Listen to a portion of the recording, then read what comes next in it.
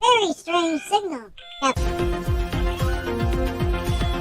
Very strange. On screen, on the main viewer. Captain, put him on screen. Wow. That is... What am I looking at? Talk about a strange signal. Man, look at that.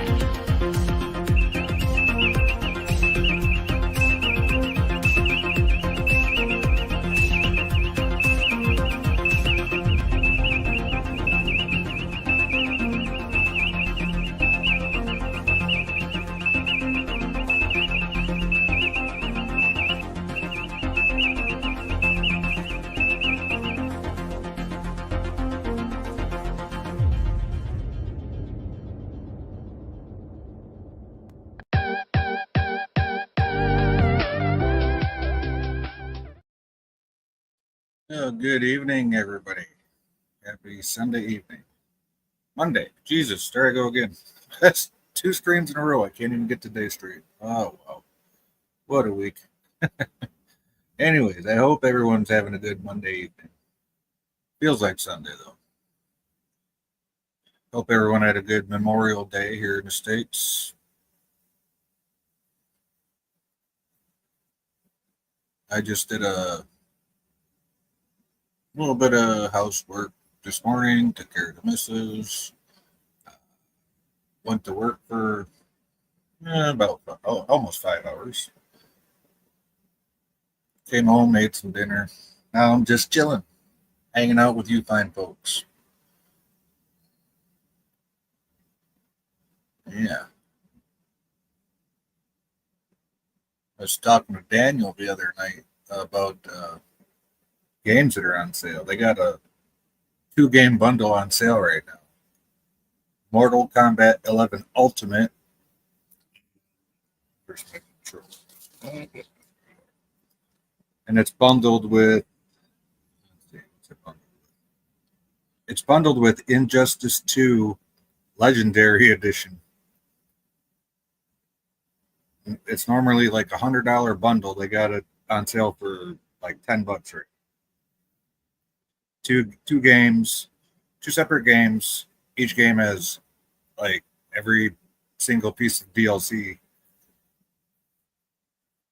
which I remember when DLC was just that, free downloads for the game, and not no more. You got to pay for all that crap, unless you can find it like in a deal like this, which is pretty good. I might pick that up. I always was a fan of Mortal Kombat. You know, played it in the 90s and so on. And Injustice, I mean, I've looked at it, you know, in the Xbox store. I mean, it looks kind of cool. Hey, Daniel says, hey, Jay, I was just watching the last podcast when I discovered you're making a new one. Ain't life funny? Oh, yeah. Yeah, we had a good little chat the other night, almost 2 hours on stream. So that, yeah, you can come on up again, Daniel, if you want. You're welcome up here.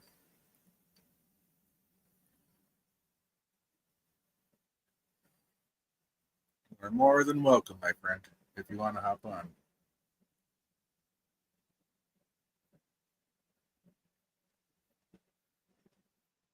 I put the link in over at Jim's chat, you know, his little community chat for his fan films.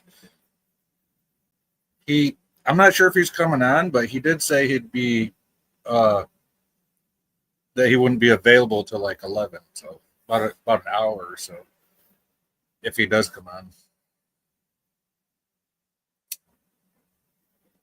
Well, yeah, I hope he does. I haven't talked to him in a while.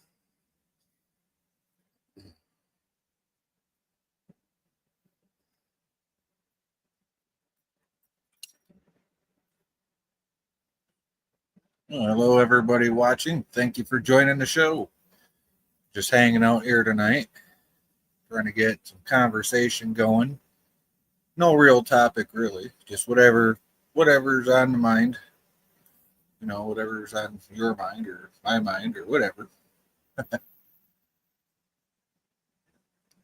long as we keep it somewhat PG, for the for the YouTube overlords, I think we should be okay. I haven't really had any problems with my live streams in the past. So.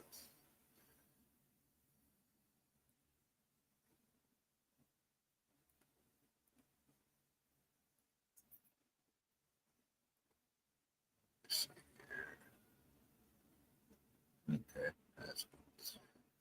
So what's everybody up to? I know Daniel said he was just watching the stream from a couple nights ago, which is pretty cool. I actually, after we got done that night, I went over to my private account and let the stream play in the background, and I went to bed. So why not, right?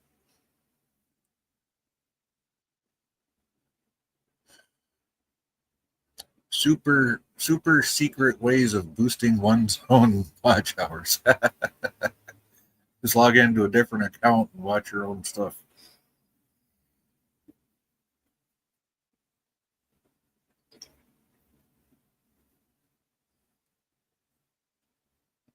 Although I wish I knew how to get a hold of PvP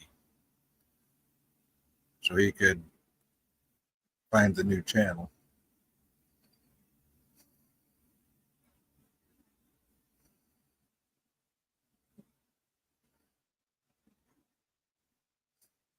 Daniel, stop watching that stuff for a while and come on up here. Send me DMs in Discord, you goofball.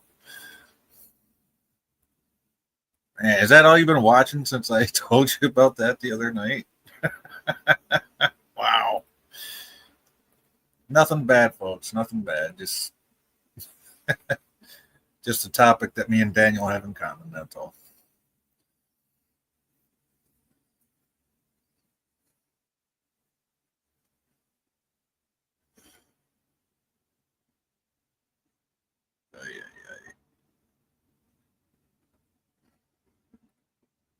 Yep, I can tell Daniel's been looking up that topic too, because that's from a different. The one he sent me in Discord, it's a different creator than the one that I showed him. But I'm familiar with it though.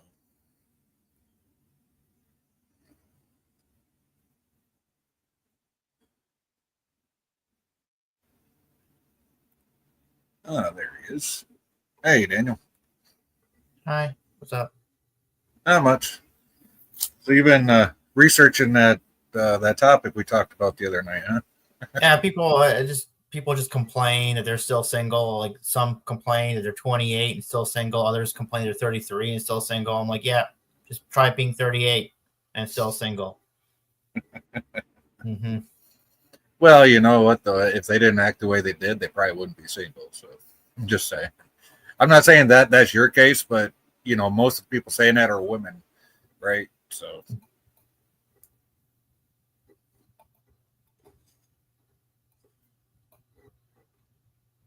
But then again, these like those people are saying though, the modern women, the younger generations, they want full access to a man's pocketbook or wallet or whatever, and don't want to bring nothing in return. It's like they want to be a prostitute without prostituting. Yeah. It don't work. It don't work that way.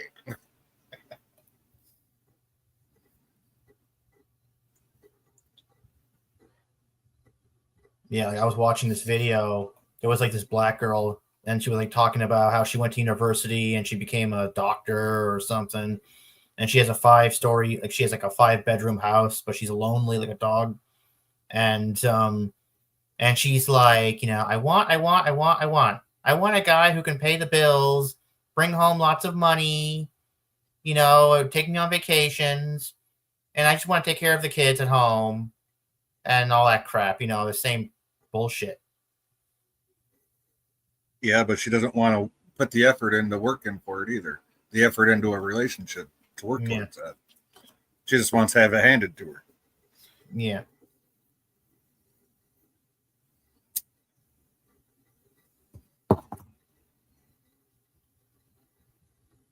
You know, maybe if she put some effort into the relationship, you know, and instead of just expecting everything handed to her, you know, maybe she'd actually get somewhere with dating. Yeah.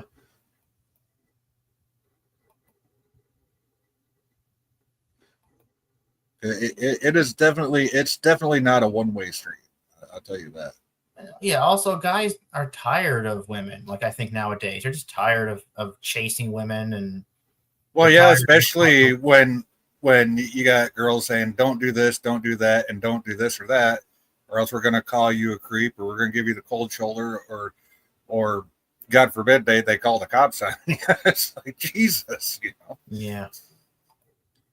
And they wonder why we don't go after them anymore. Mm-hmm.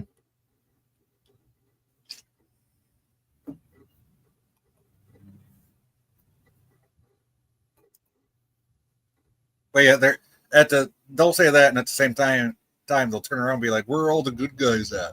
You scared them off. That's what you did." Yeah.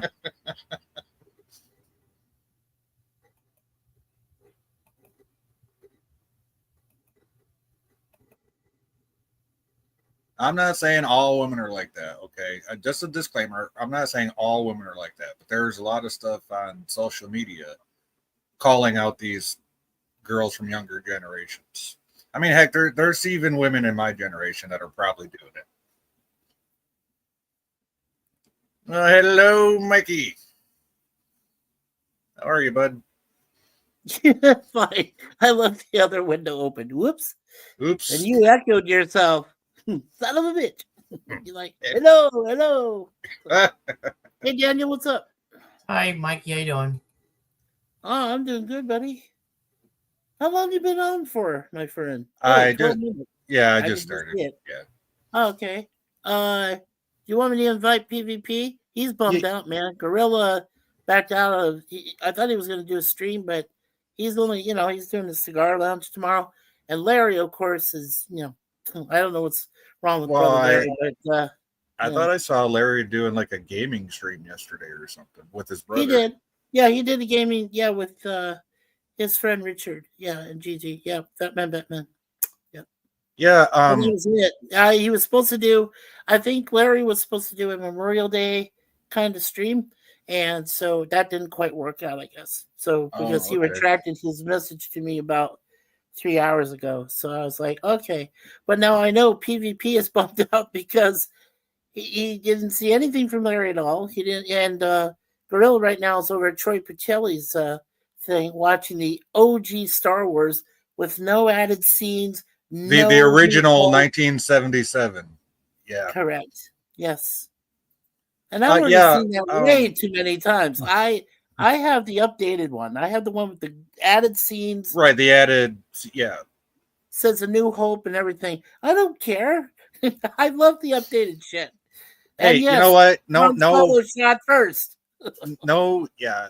I'm not throwing any shade here, okay? I even though personally, if it says A New Hope, it's not the real dope, okay? But I don't throw shade on anybody that likes the newer one. That's personal preference, right? So yeah, sure. Yeah, please send PvP the link. I don't know if he subbed up to the new channel here or not. So I don't know if he has, but I will send him. Give me a moment there, Joe. Yeah, PvP is always welcome here. So yeah, I know. And he is bummed out. He would like to say something. Yesterday I know him so well. No, but I know him so well. So, he'll definitely have his chance to speak his mind up here. So, for absolute. Here, I'm just typing him something. Yesterday, we watched the masterpiece Terminator: Dark Fate. Dark Fate, okay. Yeah, that's on one of the streaming. That was a good movie. Yeah. Well, that wasn't a bad movie. To say it was. Daniel, of course, very positive, and I respect that. It isn't okay. It's not the worst possible movie ever created, But it did disappoint me in some ways. So I was like, it was okay. I remember watching it in the theater. I'm going, huh, okay. So, well, have you seen it yourself, Jay? Have you seen it? Yeah, well, I mean, I don't really remember it. It was one of those kind of watch it once and forget it things for me. So. Yeah. Well, I mean, in the first 3 minutes, John Connor gets wiped out. His younger self. Yeah. Somewhere in Cozumel or some shit. And all of a sudden, yeah. Yeah. Wait, that's with old Arnie, the one with old Arnie, right? And then the old Arnie who some girl blew him away, and yeah. And then young Arnie or the young Arnold Terminator comes. No. That was the last movie before that was Genesis. Oh, Genesis. Where he went out and took out his younger self. Yeah. Okay. That's the one I was thinking of. So I might not have seen Dark Fate then. Yeah. But I did like the Genesis, Terminator Genesis. That was a good one. He said, "I'll be back." And she's like, "You'll be they what?" Make a sequel to that. What, Genesis? Yeah. Yeah. Well, it was. We all agreed that we thought that was the final, the closure. That's what I thought. The way they ended it, right? And then I thought that James Cameron said, "Oh, F you people! I'm gonna go ahead and do a sequel to after Judgment Day." Well, the hell with it. Make a sequel to Titanic then. Yeah, no shit, right? Why don't you just raise Titanic? Well, actually, that's already a movie. Oh, yeah, I know. Raise the Titanic. Raise the Titanic. That didn't do so well, though. I remember that in theater. I was like, that was this is terrible. I watched it on YouTube a couple months ago, and then I found it on one of my streaming services. I'm like, you got to be kidding me. Yeah, what was the plot? Was it something about gold and like they were trying to? No, actually, it was. The plot was back in World War I. They had found some type of explosive that would like basically decimate anything. It was like more powerful than a nuclear bomb without like the bad effects. Yeah, without having like all the radiation and stuff. So. Oh, sure. Yeah, and so no, it was before World War I because Titanic sank in 1912. World War I didn't start till 1914 in Europe, I think. So maybe it was something that. Oh well, it was something that the clandestine, the spy op services were after from different countries and stuff. So yeah, it was a whole. It was a whole spy genre. It was the whole thing, yeah. Raised the whole damn ship. Yeah, right. Yeah, and then what was it? They actually found the Titanic. Bob Ballard found it like 3 or 4 years after that movie came out. When he was on that top secret mission for the Navy, and happened to find a Titanic in the process. Yeah, so and then so I got to give that movie credit because we didn't know. I mean, all we had were like survivor stories about it splitting in half, but nobody knew for sure until we saw the actual photos of it, right? So, exactly. That was weird. And hey, Suzanne, welcome, Suzanne XT. Suzanne, how you doing? Good to see you. Hello, Daniel and Mikey. Hello, Suzanne. How are you?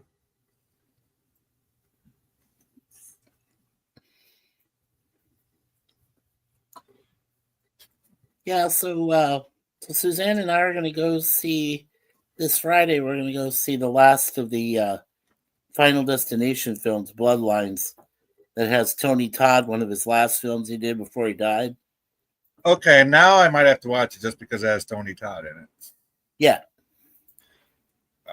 It wasn't the absolute last, but it's like one of 3 that he posthumously did before he passed away. So, I mean, come on, the guy played Kern on TNG. So, Yeah, right. And he also was Candyman with all these damn bees in his mouth, which scares the shit out of me. I Oh, have mesophobia. I can't stand bees. I can't.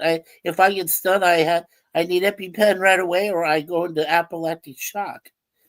plus, he did have a role in the Prelude to Axanar as one of the human admirals. So. Mm-hmm. I know. I did we did a review of it, and with Gorilla and everybody, we all agree that it was top drawer. I mean, it was for a fan film. It was done really well. With Oh, all those absolutely. stars in it. Absolutely. I mean, you look at Axanar, and it's like if Paramount just would have followed their example instead of outcasting them and doing everything they did to them. It was more CBS that did that to them at the time, but I mean, Well, it but was, if CBS Paramount just would have followed their example, or even hired them guys to say, "Hey, this is Star Trek right here," that will sell and get all the fans hyped and get more fans. We wouldn't have the issues with Trek today that we do. At least that's my opinion. I wish what would have happened is, instead of being, now I'm his friend on Facebook, Alec Peters. Yeah, I am Who's too. one of the guys that's in it. Yeah, and so he's yeah. also one of the he's one of the creators. And if he wasn't so boastful, and he realizes this, okay, he realizes he made a mistake, because I talked to him from chat on a previous stream he did, and then, like I said, I became friends with him on Facebook. And he said, if I didn't really boast, he says, maybe Paramount would have backed off and I could have done my other two sequels. But because I was so excited, I got the likes of J.G. Hertzler, who played Martok in a later thing on, TNG and DS9. And then, you had Tony Todd. You had the late Richard Hatch, who came from the original Battlestar Galactica. Oh, yeah, yep. And there was oh shoot, who else was in it? Let's see, Tony Todd, Hertzler, Alec Peters. Alec, of course, is in it, plays a role, and then he had a friend of his that was in it. Yeah, I mean, it was just it was a great cast, and the whole film was, the whole fan film. It's one of my favorites. I love it. Yeah. So. Oh, for sure, yeah, definitely. Yeah. And yeah. he definitely took his cues from the likes of New Voyages, Star Trek New Voyages. Yeah. The one with crap. Now my brain's gonna go mushy.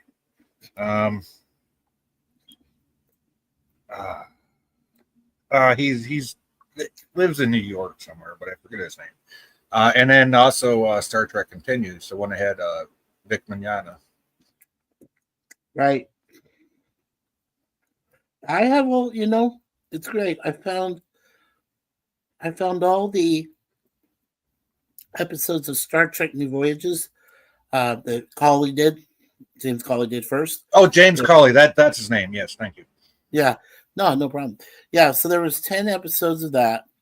And actually, did you see the last two, I think it was, where they switched the where James Cawley hired a semi-professional actor to take over the role of Kirk? Well, that's Vic. Vic took it over and continues. He took over. No. Vic was not in New Voyages. That was a different actor. Oh, that was yeah.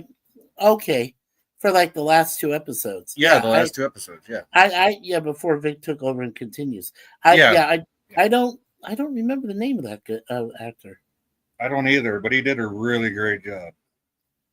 Yeah. And the last episode they had him in the movie era uniforms. We saw the Enterprise getting refit. Right. But unfortunately, that's just where they they were gonna do more, I guess, but they just kind of lost their steam, I guess. And, other commitments. I thought what was cool is Collie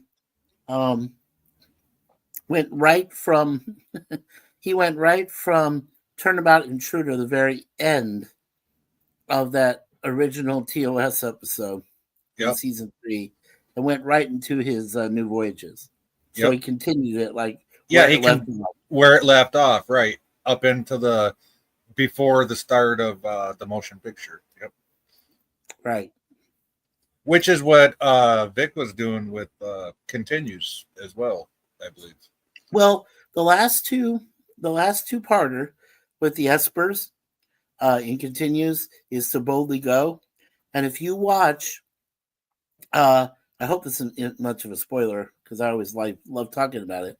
Oh, I've seen it, so no, yeah. Oh, you've seen it? Okay. Yeah. Have you seen it, Daniel? No. Okay. Put your hands over your ears for like 5 minutes. Okay. I don't care anyway. I like telling people this, when I'm doing my webcam series during the week. I tell them, put your hands over your ears while I say the spoiler from the episode.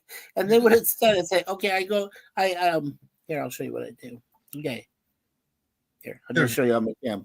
So what I do is I tell them, okay, put your hands over your ears. If you haven't seen it yet, you want to, to go see the episode online. Usually it's available through YouTube or Paramount or whatever. So what it is that at the very end, towards the very end of To Boldly Go Part 2, Minona's up there. He's in the full Admiral outfit, which, by the way, is what Kirk, as William Shatner, wears as he comes off the tram at the very beginning of Star Trek The Motion Picture. Okay, so yeah, Continues and New Voyages did basically the same thing. The same thing. Yeah. Yeah.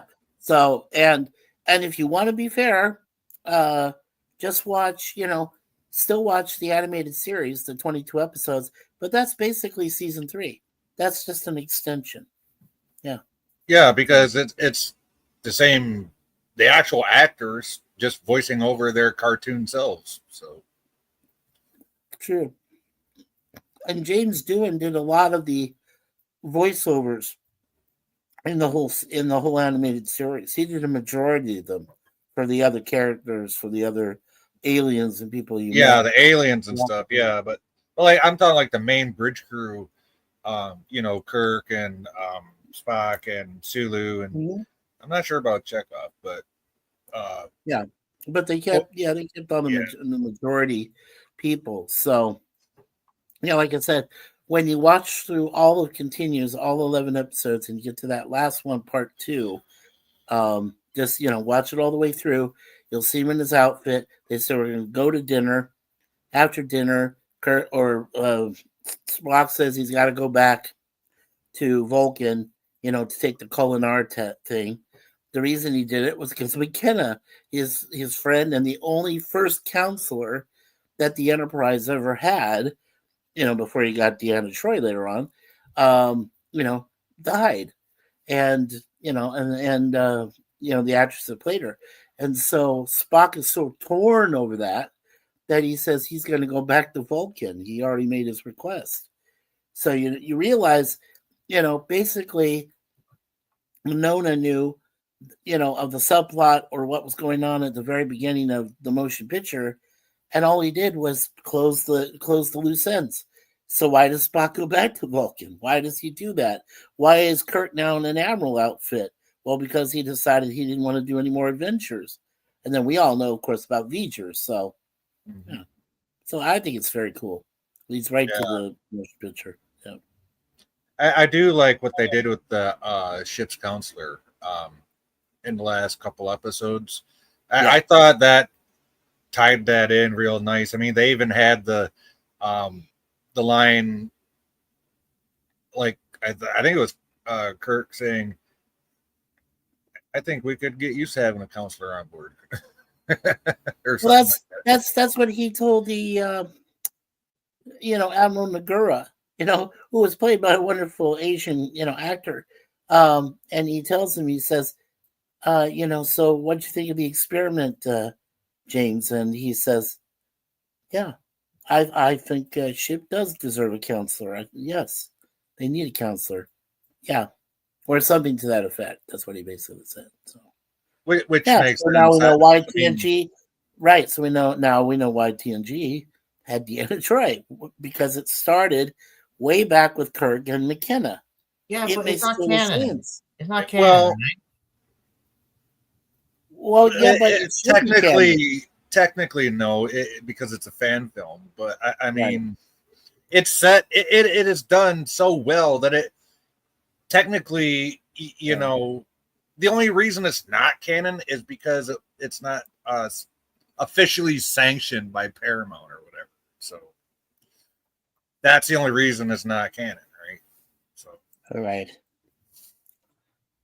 because I mean, if you go through by the old Star Trek trope, if it ain't on screen, it ain't canon. Well, fan films are on screen. Right? I guess you can say fan films are like alternate universe canon. Well, Yeah, and unless it's like New Voyages or it continues, or even Axonar, where they're trying to stay true to the prime timeline. Yes. So, yeah, Daniel, I have yet to see any fan films at all that embrace the nasty Abrams alternate Kelvin timeline. But that was an alternate time. They did say it was an alternate timeline to begin with. Yes, they did. They said it was an alternate Kelvin timeline. Yes, and for that reason, I have no problems with it, right? Because JJ came right out and said, "Look, it's an alternate timeline." I'm like, okay, cool, I can get behind that. But because it's a stand. The three of them may not be the best Star Trek films ever made, but they're standalone, and for that, I'm okay with it. I'm okay with that. They're standalone films, and yes, I can believe that there may have been an alternate, definitely an alternate reality where Kirk gets killed and Spock goes God, and I can see that. Happening. Now, I like the first one and the third one, right? Those are the two JJ movies, but Ruin Johnson did the second one. Rian Johnson, yeah. Yeah. And so not too good. Yeah. No, it sucked ass, in my opinion. Sure. So JJ, when he came back doing the third movie, had to make up for all that vitriol that Ruin Johnson all that had crap with the that second happened one. in the second one, right? Yeah. Yeah. I don't know. Rian Johnson may not know something about sci-fi, but he did know something about a murder mystery. And Daniel Craig was in it called Knives Out. You remember that? Yep. Yeah. He should have just stuck to what he knows. Right. Exactly. Instead of development and yes. Yeah. Instead of trying to, oh, this is popular, I gotta get my hands in it. No, you don't. No, you don't. Stay away. No. Exactly. It's like, Ryan, what? No. Why'd you do that? Oh man. Well, because I heard the rumor that Knives Out does have a sequel coming. So next year. So I'm looking forward to that. That would be cool. Yeah. So I'm just glad. No, I'm just going to say I'm glad Danny Aykroyd brought back Ghostbusters the right way with Frozen Empire and what was the other the other one? I forgot the second one, but yeah, especially after that 2016 debacle. Exactly. Well, that seemed to be the year for debacles because wasn't that the same year that dreaded all-woman cast for Ghostbusters came out? That's what I'm talking about. Yeah, that's what I'm talking about. Yeah. Yeah. The 2016 debacle. Yeah, the all woman. Yeah. What? Oh my God. No. I'm sorry. Yeah. No, just no. Such a shit show. And then you had what's his name? Hemsworth in it. I think he just did it for a paycheck. I think he did too. Yeah. I think Chris just said, "Oh fuck it, I'll act with these stupid women and I'll just get a paycheck." I mean, yeah, come on, the guy that plays Thor, really? What? Right? Really? Well, what was the other one that he just kind of breezed through? Was Men in Black International? Yeah, international. Yep. Holy fuck! I mean, come on, Liam Neeson. I mean, okay, Liam Neeson and Hemsworth both got paychecks. They got paid for what they did, and that was it. And the only person who was even halfway decent acting was the woman who was the main character, the actress. Please. Oh man. Why do they do that, Jay? Why is it that you can have such a good franchise, let's say, that lasts about 3 movies at best, and then all of a sudden you're gonna fuck with it and do a 4th film? Dude, yeah. Talking about, okay, if we're gonna talk about that, let's talk about The Matrix, right? 3 awesome movies. Great 3 awesome movies by the Wachowski brothers. And then all of a sudden, they're known as the Wachowski sisters, and we get the biggest pile of shit to ever carry the Matrix name in history. Yeah, I know. I mean, I felt so bad. I felt so bad for Keanu Reeves. I'm like, dude, I know you're just doing this for a paycheck. Are you kidding? I felt bad for Carrie Moss. I'm like, she was supposed to play less than what her character is. You know, Trinity, who's all this gun ho, and. Yo. I was like, what the hell happened? You know, hey Jim. Yeah, that was just sad. And then you had a different guy, a different African American actor who was playing Morpheus. Yeah. Oh, come on. Oh, please. What? You know, well, we own it because it's part of Matrix, but it really shouldn't be. It really should just be its own. You know, even Neil Patrick Harris trying to play the villain. Oh, yeah. Please. Yeah. But something's wrong there. No, actually, you know why he did that? Because he was in a movie, a musical that the missus likes. Something sing along. Dr. something sing along. Okay. I want to say Dr. Demento, but I know that's not the right name. No. Not that. It's called Dr. something sing along, but it's a musical, but it's like horror based. Yeah. And he was actually really good in that. Because he has a natural singing voice, right? So yeah. Dr. Horrible's sing along. Dr. Horrible's something sing along. No, okay. Yeah. Was that an off-Broadway play or? No, they actually, I know it was on film because she downloaded it. And plus we found it on the streaming service a couple of times. Oh, nice. Okay. Yeah. Yeah. Guess that's not too bad. Yeah, let's see. So far, the ones that they've done 4 movies from Suzanne and I, we love John Wick. We love Keanu Reeves as John Wick. Fantastic. Even this 4th one, which had Donnie Yen in it and everything, still fantastic. Still great. And there's been 4 of those. Like I said, with this thing with, Final Destination, we have all 5. We have the 5 movies before this. And I guess Bloodlines is kind of like a prequel, but then it's supposed to be telling you how everything came together and where it started from. And because it has Tony Todd in it, we definitely want to go see it. So, yeah. I did watch those movies, but really the only things that stand out in my mind, like right out in front, is the barbed wire fence cutting that guy's head off. No, I thought that cut him in half. Oh, in half. Yeah, half, whatever. Yeah, I just remember a barbed wire fence flying to the air. And what about that? What about that huge engine block that lands on top of the lady? Oh, I forgot about that. Dude, you know, oh my God. There's actually a game I play. It's called LA Noire.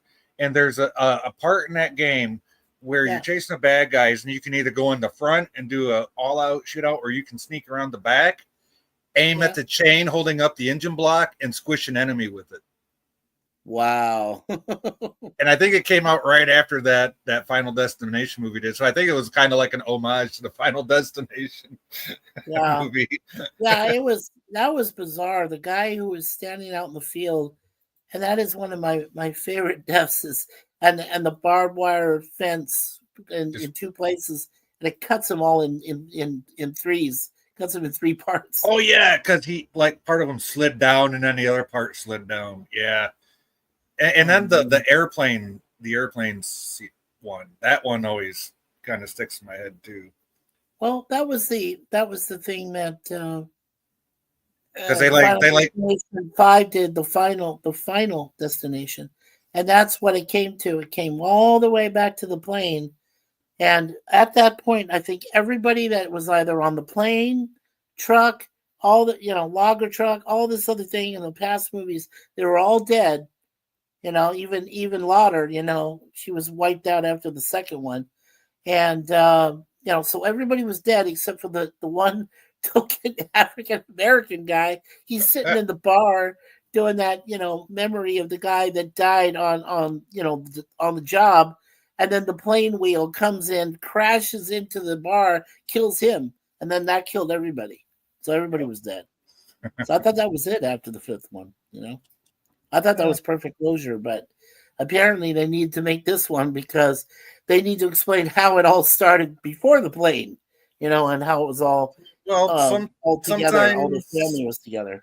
Sometimes just leaving a little bit of mystery makes a movie series that much better. I agree. Instead of saying, "Oh, but now we gotta go say why." No, that's called over explaining. Please don't do it. Yeah, that's over exposition. It's like, okay. You want the only reason we'll go see it is because we like Tony Todd, and it is one of his final films before he died. So I mean, they want us to have suspension of disbelief, but yet they go and explain it to where we can't disbelieve it anymore. It's like, come on. It's like, come on. Yeah. Well, even one of the last things we saw, and I'm so glad she brought me to see it, was the final Expendables film. And we own those too. We have all 4 of those. And I thought each one was done well, but I think the 4th one, which had Andy Garcia as the villain, I think that was pretty done. I think it was very done well. And the reason I say that is because it allowed Jason Statham to stand alone and be his own man in it. You didn't have to have Sylvester Stallone in it for very long, but then you find out the plot twist later on why you thought he died, but he didn't, and then it's like, I think that was it. Well, and the other example of why we should just have 3 films and leave it alone, the last 2 Indiana Jones films. Like, come on, what? Come on. I like Dial of Destiny. Dial of Destiny is bizarro, okay, Daniel? The only reason I don't give it an F is because, we still respect Harrison Ford, but I mean, and they did bring back his ex-wife. Yeah. So well, you got to give Harrison. I brought back Marion, so I'm like, okay, So. You got to give Harrison Ford credit, though. A guy his age getting up and doing all the Indiana Jones stuff. I mean, come on. Getting on the horse. Yeah. Got on the horse because he can ride a horse. He got on. He was hiding. He was on behind that thing from from Shia, from the fourth granted, one. He's a multimillionaire that can keep in shape pretty easily, but I mean, still, you got to give him credit for doing that at his age, right? Regardless. Oh, exactly. So. Well, you guys remember Star Wars, right? Force Awakens. Okay, so before Abrams was going to film Force Awakens, he pulls aside Ford and Hamill and Carrie, rest in peace, but Carrie Fisher was still alive then. And he looked at all 3 of them and he said, Harrison, keep doing what you're doing. I expect you on this set, like almost right away, for pre-production. He looked at Hamill and Fisher and said, you 2 look like basically shit, and you guys need to go and exercise for so he put them through a strict regimen for 6 weeks to get them into shape. And I mean, Ford didn't have to do anything. He was ready to play Han Solo again, and crazy, just crazy. Yep. And then the other one we're going to go see is Ballerina with Anna de Armas, and she's becomes a contract killer through the Russian, mafia, and through their front, which is a ballet company. Uh-huh. And the timeline of that is supposed to be between the third John Wick, which was Parabellum, and then the fourth one. And I think that she meets up with John before the fourth one begins. I'm not sure what happens to her. I don't know if he kills her or does anything, because he's the one who, is trying to get to the head of the table, which he did in the fourth. But but in order to do that, he has to accomplish something against this woman that Anna de Armas plays. So I'm not sure what happens on that yet. But that's one of the other films we're going to go see for sure, is Ballerina. I guess Jim don't like Star Wars, I guess. Star Wars. Star Wars. Hey, at least he didn't spell it BOARS. Pigs in space. Yeah. Exactly.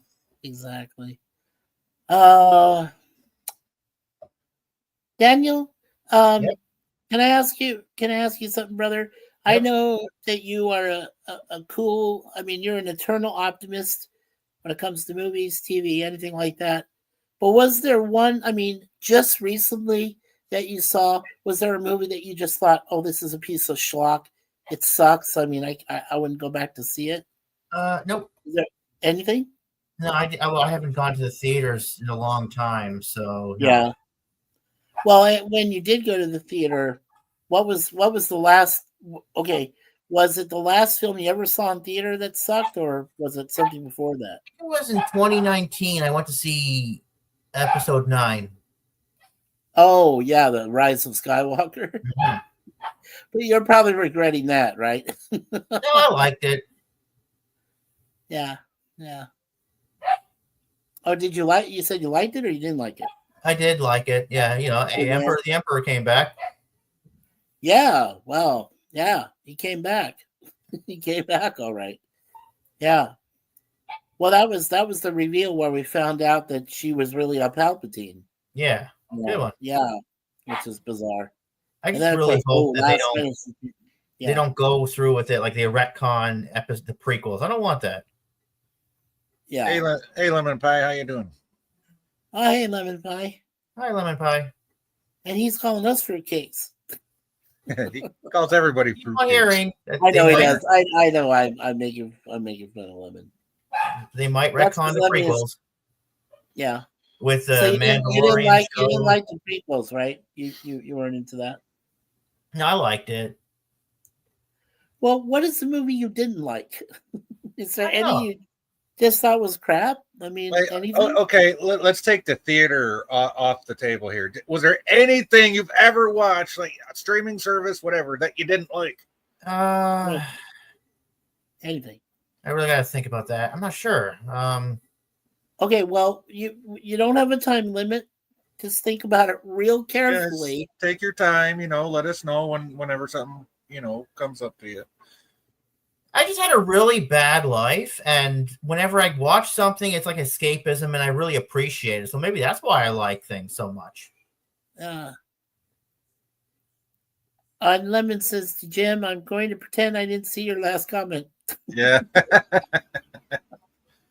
Yeah, he's not a fruit cake, Jim. He's a fruit pie. Get it right. He's a fruit pie. Get it right. Yeah, he's a lemon pie. I called him a lemon meringue pie once, and he says, I'm not that cheap. You better have thrown on the best possible whipping cream or something on it, Yeah. The top shelf whipped cream. Yep. Top shelf whipped cream. Yeah. Yeah, no whippets for you. No, cool whip. Cool whip. Cool whip. Cool whip. Say cool whip. Cool whip. So now say cool whip. Cool whip. Oh no, Lemon meant the Star Wars comment. Oh, the Star Wars. Oh, you hit home. Okay, Jim hit home with that. Okay. Sorry, Lemon. I thought he was okay. Yeah, Jim, you hit a line drive with that one. Yeah, he did. Star Wars. Yeah. I just remember, like I said, back on May 25th, 1977, long story short, I just remember waiting in line, 100 plus degree temperatures outside for almost 3 hours with Larry. That was the first time that we actually went to a film together with our families to go see Star Wars for the first time. And that was just crazy. I mean, there were people waiting in line all the way around the block. This old theater, it was called the Cindy Capri, and it had the big, huge red curtains. It was like one of those grand theaters that had been there for years. And this was the first time they were showing Star Wars there in big letters on the billboard on the front and everything. Out on the We're all marquee. waiting out. Yeah. Yeah. And we got our popcorn, we got drinks, we went the whole 9 yards, with the concessions at the time. They're pretty cheap. You could get your good popcorn, drink, a candy, you bring all that in. Oh, even once in a while you could get a hot dog if you wanted, nachos maybe. That's what they did later. And you bring all your food in, and there were no restrictions. There were not, they didn't put a table where you said you only have to go over here and eat whatever. No, you had it right there at your seat. And I remember Larry and I were like, I back then I figured out where the precise spot you should be in a huge theater is, and it's usually about the middle row. Like if there's a 16 row theater, you should have it in the 8th row, right around in the middle seats. It's the perfect perspective. It lets you see everything. Yeah. Lemon says he don't really care if someone finds it boring. He's just playing around. Yeah, we know, Lemon. We know. Yeah, we know, Lemon. Yeah, we're used to your sense of humor, but it's okay. Yeah, we're used to that by now. Yeah. So, Jay, did you do anything for Memorial Day today? Just kind of puttered around the house this morning and took care of the missus. Went to work for about 5 hours, came home, made some dinner. So, just a pretty normal day for us, really. I mean, yeah, it was pretty normal. Yeah, it was pretty normal for us too. Suzanne made a really nice pasta dinner with a hamburger and tomato. Some very good tomato. Sauce with herbs, and she added her own herbs and spices, and bread on the side. And we had earlier in the day, last night, she had made some homemade peanut butter cookies. So we had the homemade ones. Yeah, my grandma used to make the homemade ones. All those were. Oh yeah, aren't they awesome? Yeah. This girl can make those. Yeah. So yeah, tomorrow when I go out, I gotta get some peanut butter cookies because I couldn't go out today. My dad had to take the car, so we were left with nothing. So I was home all day long. And It sucks, it really does suck. Yeah. Yeah. I wanted to go to Popeyes today because today they have the special at Popeyes is like 3 chicken tenders for like $4. That's pretty cheap. Yeah, that's tenders, yeah, especially if they're decent size. Yeah, that's pretty cheap. And you can pick if you want plain or spicy. I always pick the spicy. Yeah. And yeah, if you want plain, you might as well go to KFC. Yeah. Right. Yeah. But I couldn't do anything today because I was stuck at home. It's hard. It's hard being stuck in the country, isolated, and it's hard. It is, and you try to find things to do. It's crazy. Lemon says secret herbs and spices. Yeah. We go to 11 secret herbs and spices. Yeah, 11. Yeah. That's it, 11. Yeah. Yeah. Now the place we go to is Chipotle. And when I was living back in Arizona without Suzanne, there were a few Chipotle restaurants there, but I never once went to one. And I was like, I couldn't understand it. I had lived in this state for over 40 years and never once went to a Chipotle.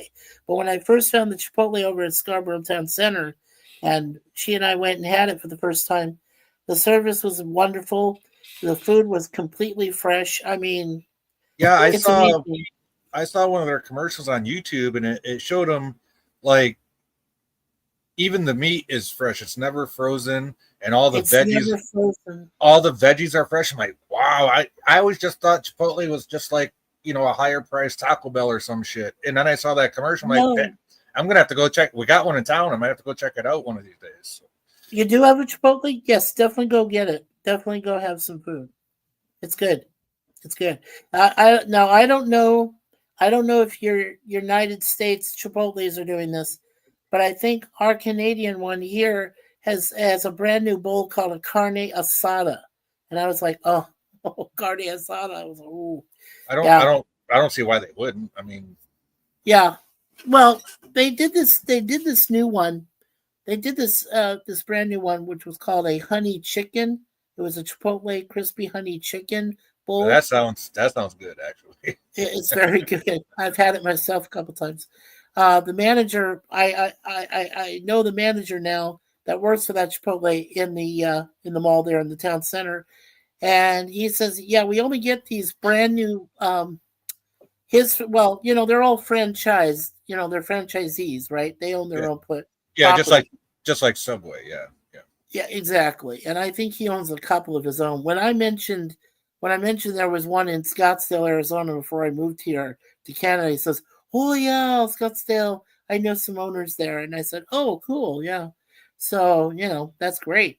And so when they got this brand new honey chicken bowl or a burrito, you can have it a burrito, you can have a taco, whatever. And I said, so how long do you have this? I hope you do this as a permanent thing. He says, no, sometimes we get these brand new flavors. They want to test market it. So they send it to all the franchisees and then they offer it for like 2 months or so.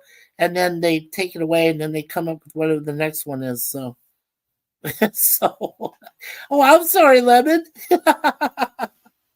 I'm making him hungry. I think we're making ourselves hungry. No kid. I just, like I said, I just had a big pasta dinner earlier, and which was great, And we look forward. I know we have a limited budget, but we do look forward to going out at least once per month. Sometimes, if we're lucky, we can get out twice, and just go out and have a nice Chipotle lunch. It's like a brunch for us, and then we go buy some popcorn and go see a film. And we're pretty good. Suzanne and I are pretty good when we decide what films we want to go see. Absolutely. We really do pay attention to the trailers and whatever else comes out. And if we really do want to go see it, that's what we want to go see. I know we both want to go see Superman when it comes out in July. So, yeah. Yeah. I Definitely. heard that was coming out. Yeah. Yeah. So we're definitely going to go see Superman. And like I said, we're going to go see Ballerina, which is a John Wick story.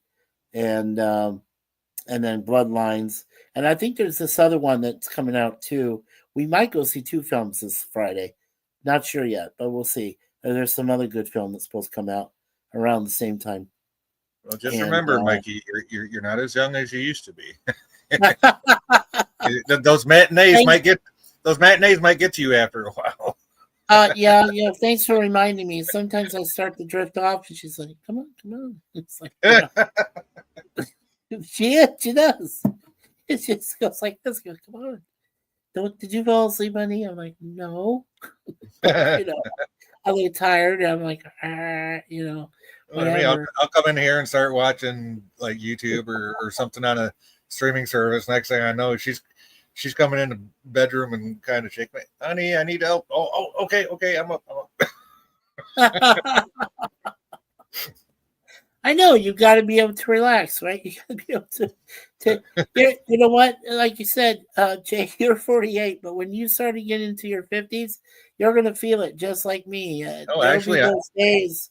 I'm 49 now, Mike. I turned 49. 49. That's right. That's right. Yeah, 49, sir. Yeah. Yeah. But I mean, like as you get older, you're gonna start. There will be days where you just feel like, screw it, I'm just gonna go to bed or I'm just gonna fall asleep. Usually, Dude, I've been doing that since my 20s. Nothing new there. nothing to there. If I want to take a nap, Yeah. I'm taking a nap. That's all there is to it. Yeah, that's it. Take a nap, whatever.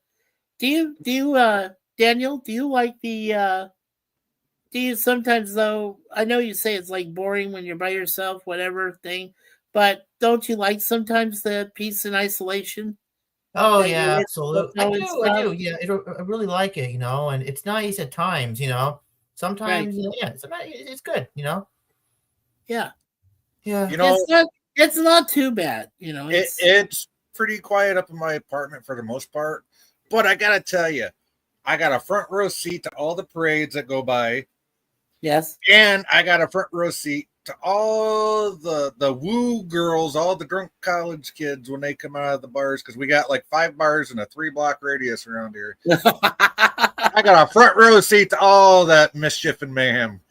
Oh my god! So you get to see all these like girls go, "Oh, cool! Yeah, let's the do ones that this. go, the ones that scream woo. Woo!" Yeah. There's actually an episode about that on the show How I Met Your Mother. It's all about the woo girls. The woo girl. Yeah. Yeah. The ones go woo, woo. Yeah. There he is. Hello, Jim. Hello, Here. buttheads. Shut up, Beavis. Oh, shit, Let I me did see Beavis. Yeah. Oops. I'm Cornholio. Tipi for my bunghole. I need TP for my bunghole. I need tipi for my bunghole. Are you threatening me? Are you threatening me? Are you threatening me?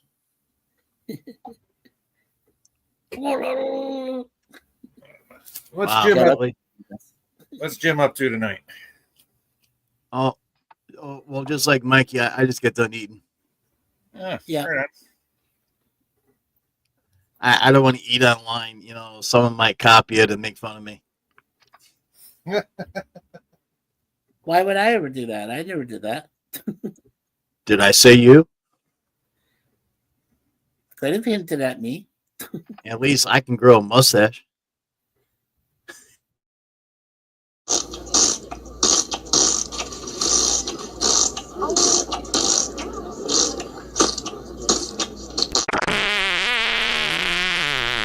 Excuse me. There's that Amish guy again. Sorry, Mikey. The Amish guy? Oh, okay.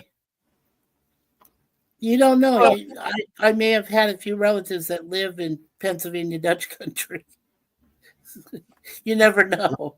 Yeah, there are a few Fourniers down there, that stretches like all the way from Minnesota all the way through Pennsylvania. So I mean, Amish and Mennonite. Yeah, it's huge. Yeah. I'm not sure about the rest of the country, but that's the area that I'm most familiar with. Yeah, well, we've heard rumors that the one province that has the majority of my relatives and family in Montreal, in Quebec, the province of Quebec, is threatening to separate. They want to separate because of this jerk-off Carney that's in office. Oh, jeez. They want to separate from Canada or just a province? Yeah, they want to separate from Canada. Yeah. Oh, from Canada. Oh, wow. Yeah. All the French Canadians that are there, the ones who can't stand Americans and say, if you don't learn our language, go. Blah, blah, blah, blah. Oh, you mean Quebec? Yes, Quebec. Yeah. Quebec is the whole province. Yeah, Quebec City and Montreal. They all want to separate. And that's weird because they're at this point, they're the only Eastern province that's even hinting at that. But as PvP likes to remind us, they've got Saskatchewan, Alberta, and maybe even British Columbia want to separate from Canada from the western end. So I was like, okay. Yeah, I remember him saying that about a week or so ago. I think we were up on something like that. Yeah. Yeah. And I told him in the stream, what was it, the other night? I said to him, if that does happen, I don't think it's going to be a major concern. He says, well, we send you, he was telling me from the West, we send to the East, yeah, you send some foodstuffs, you might send us some, oil, things like that. But I always said that if you're going to separate from your country, there will be people who find ways to circumvent that and be able to bypass it. And, yeah, we'll suffer initially, but then we're like, I think we're, the thing about this city. I may not like the person in charge, Doug Ford. I don't like him at all. But one thing, at least, we've still been self-sustainable. So, overall as a province, so I think we should be okay. But yeah, but I mean, if you get a food supply cut off, yeah, that will affect a lot of people. Raise prices at most, yeah. Probably gas prices too, But thankfully, I don't drive anymore, so I refuse. I won't drive. Yeah. It's almost not worth it anymore. Oh no, absolutely not. I mean, especially if you live in the city, right, and you got public transportation. Well, we Yeah. I told you before, Jay. We live in Scarborough, which is a suburb, and we're not too far from downtown Toronto, and we can get there by bus still, thankfully. And then eventually to get into downtown, you can take this big long ass subway, and it takes you all the way into town. You take streetcars, you can take Ubers. There's Lyfts. There are ways to get around without having to even drive a car, which still surprises me that the roads are usually pretty busy. Right. Yeah. Yeah. So. And plus, you got like Ubers and Lyfts and things like that. If you really want Ubers, Lyfts, and all that stuff. Sure. Yeah.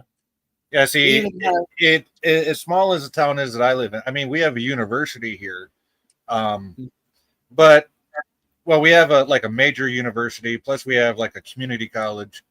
Right. I mean, it's considered a small town because it's not very big compared to the other like cities, like major cities.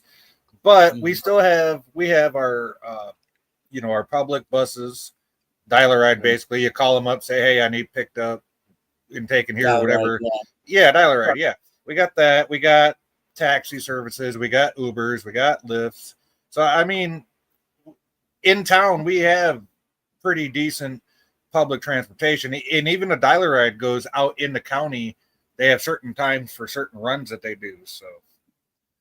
Yeah, and then of course they're still building here in town. They're building their light rail system, which is supposed to be their next route that goes from eastern part of town all the way down to the far western part of town. And like I said, that's going to be their light rail. They've been building that for a while. Still haven't finished it yet. I mean, they've been testing the train and everything. Like a modern day streetcar thing, or like a modern day monorail. Just okay, all right, yeah. Straight down into town. Yeah, to avoid traffic, because one of our busiest roads is called Eglinton Road, and it's a madhouse. And right now, the people that ride the buses down that road, every bus is always full. It's almost next to impossible. As I told you, Suzanne and I, we use walkers to get around. We use it both to be able to get around and as rehab. That's what we use it for our legs and stuff. And if you're trying to get that on a fucking bus with all these people who are just don't give a shit, and they're all piled all over the place, and it's a nightmare. It is a true nightmare. Yeah. I hope that they finish this damn monorail eventually. And they're planning to expand on it too. There's planning to go even further east from town to build it. So Detroit has something like that right downtown. It's called like the Detroit Shuttle or something like that. But it just travels up and down the length of like literal center of downtown Detroit. So just for like I don't know if it's like maybe a mile long. I don't know. It's a few blocks long, maybe a mile long. I can't remember. But. Yeah. Well, down in Arizona when I was still there, Phoenix built a 19-mile long monorail, and they call it the light rail. That's what it's called, the Phoenix Light Rail. And by the time we left, they have just added 6 more miles to it. So now it's a 25-mile long, light rail system, and it's very necessary because there are a lot of isolated, a lot of their suburbs. Like where we were living, Suzanne and I, we were sharing an apartment before we moved back here to Canada in Scottsdale, Arizona. And Scottsdale is a big town, but it's still isolated from Phoenix and from Tempe and all these other towns. And the light rail provides ample transportation that people can. They all they have to do is drive to one specific part, take the light rail, and they can get into town, or they can go to the far western part of town and go shopping or do some other things. And yeah, I mean that's great. I didn't even realize. I didn't realize Scottsdale was like a suburb of Phoenix. I thought it was just its own town. Yeah, well, it is its own town to some people, but if you're talking about Old Town, but it is a suburb of Phoenix. It's just an extension. All of them are Glendale, Tempe, Mesa. Yeah. And Mesa is where the Mormons live. Mesa is the Mormon town. That's they must have got lost on the way back to Utah. That's what we like to say. These guys got lost. They didn't get back to Provo. They got lost in the Arizona desert somewhere. And somebody got the bright idea to go ahead and create some homes. And next thing you know, they're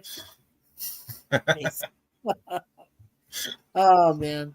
Thank goodness I don't have any more friends that live there. They all moved out of Mesa. So some friends I knew. And I was like, oh good. I'm glad you got out there. Yeah, they said those people are psychotic. They literally said that about the Mormon citizens that live there. They're psychotic. And I was like, okay, well, I'm glad you got out of there. Yeah, no kidding. Absolutely. Crazy Mormons. Oh man. Yeah, you can't even get through. Like if you drive through Utah, well, those guys stole our hockey team, right? They used to have the Coyotes down there, and now they're in Utah, and they're calling them some other name now. I don't even know what it is. I don't even give a shit. But they own them now, and I was like, why? Why do Mormons like ice hockey? They never liked anything like that before. They didn't even give a shit about it. They didn't care. And then all of a sudden they decided to buy the team out, take it, and moved it, and oh Christ, this is crazy ass stuff. There's Suzanne. Hello, hi Suzanne. Hi everyone. Look, it's even Jim. Jim's on it. Jim's on the ship. Shocking. You didn't beam away to the 5-year mission to really go where no one has gone before. I'm trying to stay awake. Cool.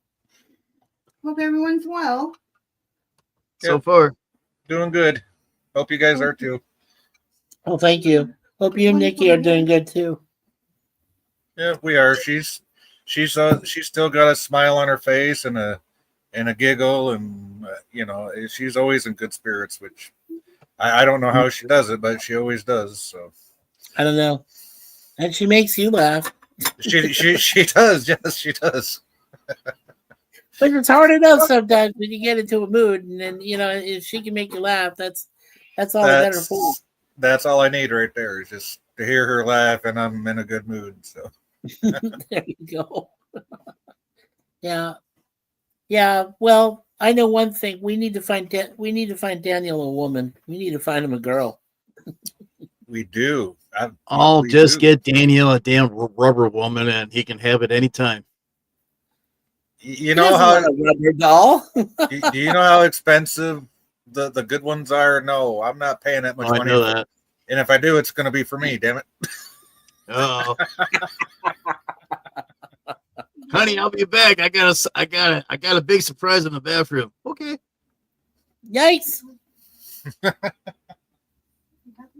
I don't want a rubber doll. That's just weird. It is weird. Well, okay. Daniel, what about an AI robot? What about an AI female robot? Hey, they are putting AI inside the higher end ones now. So. Yes, they are. Yeah, I heard that, but it's just weird. It's not real. I need someone real. I don't need a fake AI, machine or a plastic woman. That's weird. Shh! Don't let the AI hear you say that.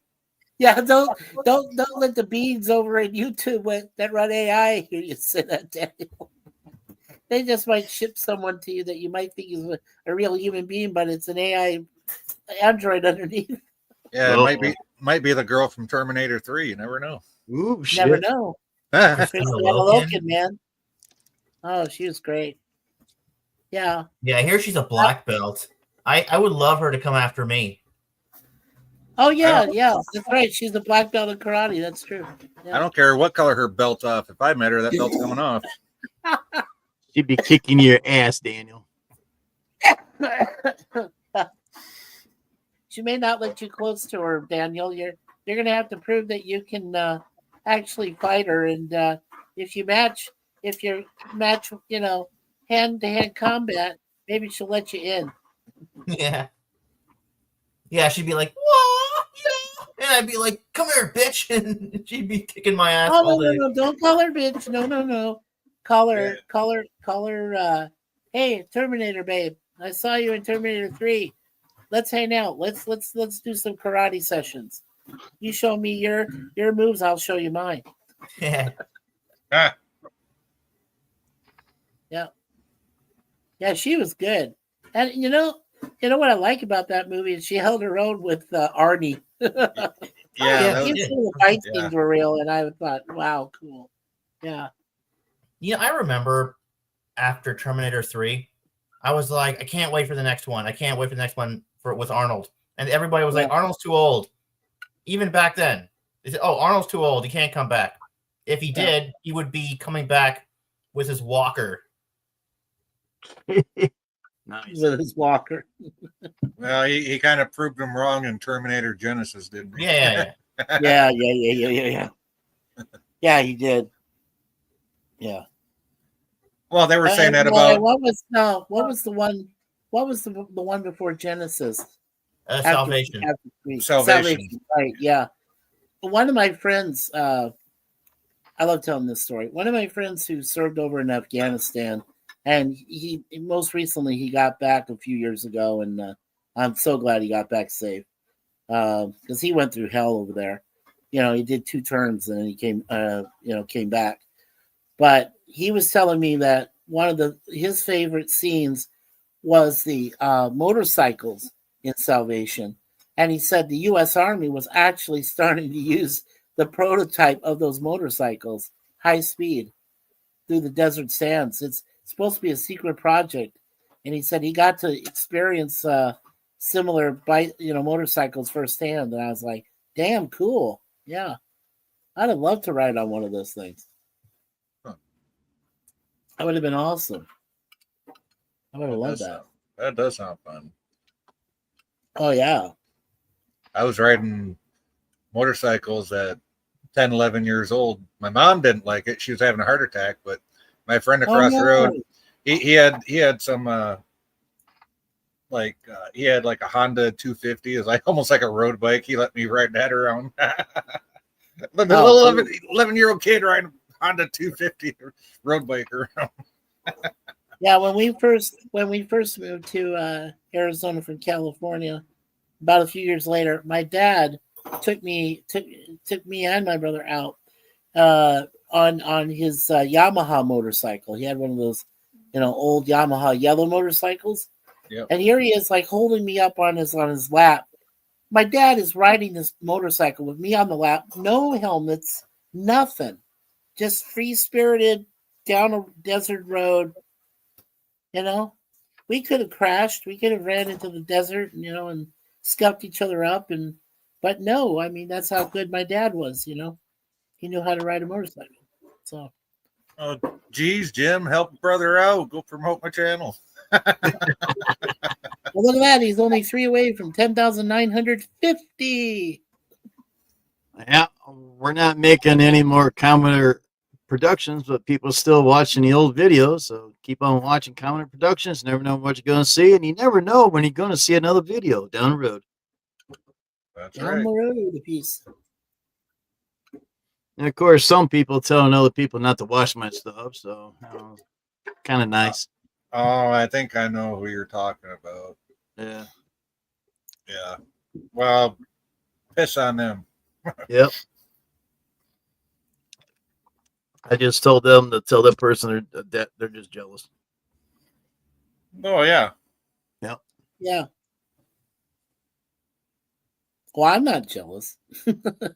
I have nothing to speak of. Did we say you? Evidently, you got a guilty conscience. I don't have a guilty conscience. No, I'm not. No, I mean, I made my goal of 250, which I was fine with. I'm up to 256. So I've gained a few here and there. I'm in no rush. I'm in no hurry. I mean, I watched some of these videos. It's really funny. Lately now, YouTube, the company itself, is putting out these 10-minute videos or something, sort of like, how-to videos or, for your information, FYI, or do it yourself, DIY. And so, what they're showing is like, this is how you get subscribers, and this is how you get, your videos watched more and all this other stuff. And I'm like, I think I've been doing okay so far.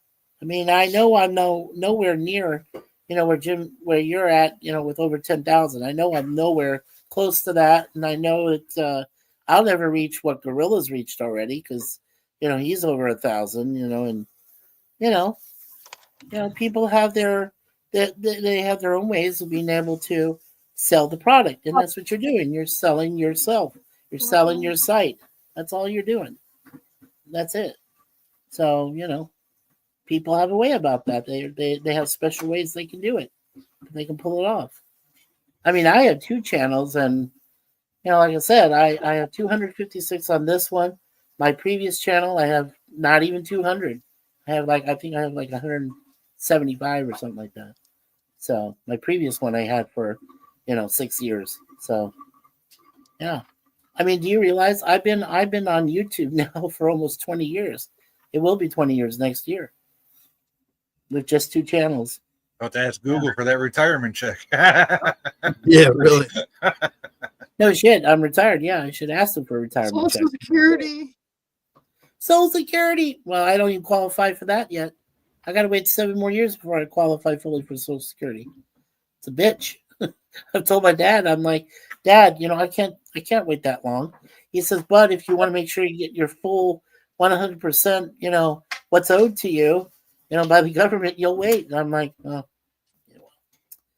good luck with that, I guess. At least maybe that's possible, once Trump card is gone, finally gone after he's done his 4 years again. Yeah. We'll see. Yeah. Yep. So how's that going to work with you being up there? Do you have dual citizenship or? Right. Well, I can establish citizenship, but in order for them to send, all I have to do really, this is really all I have to do, Jay. All I have to do is update my current United States passport. Then when I get that updated, I can go ahead and qualify for a Canadian passport to have, dual passports in 2 countries. Once that's done, then I can apply for citizenship here in the city, and I can do it with a non-driver's license card. I can get an actual ID. And that also includes an Ontario health benefit.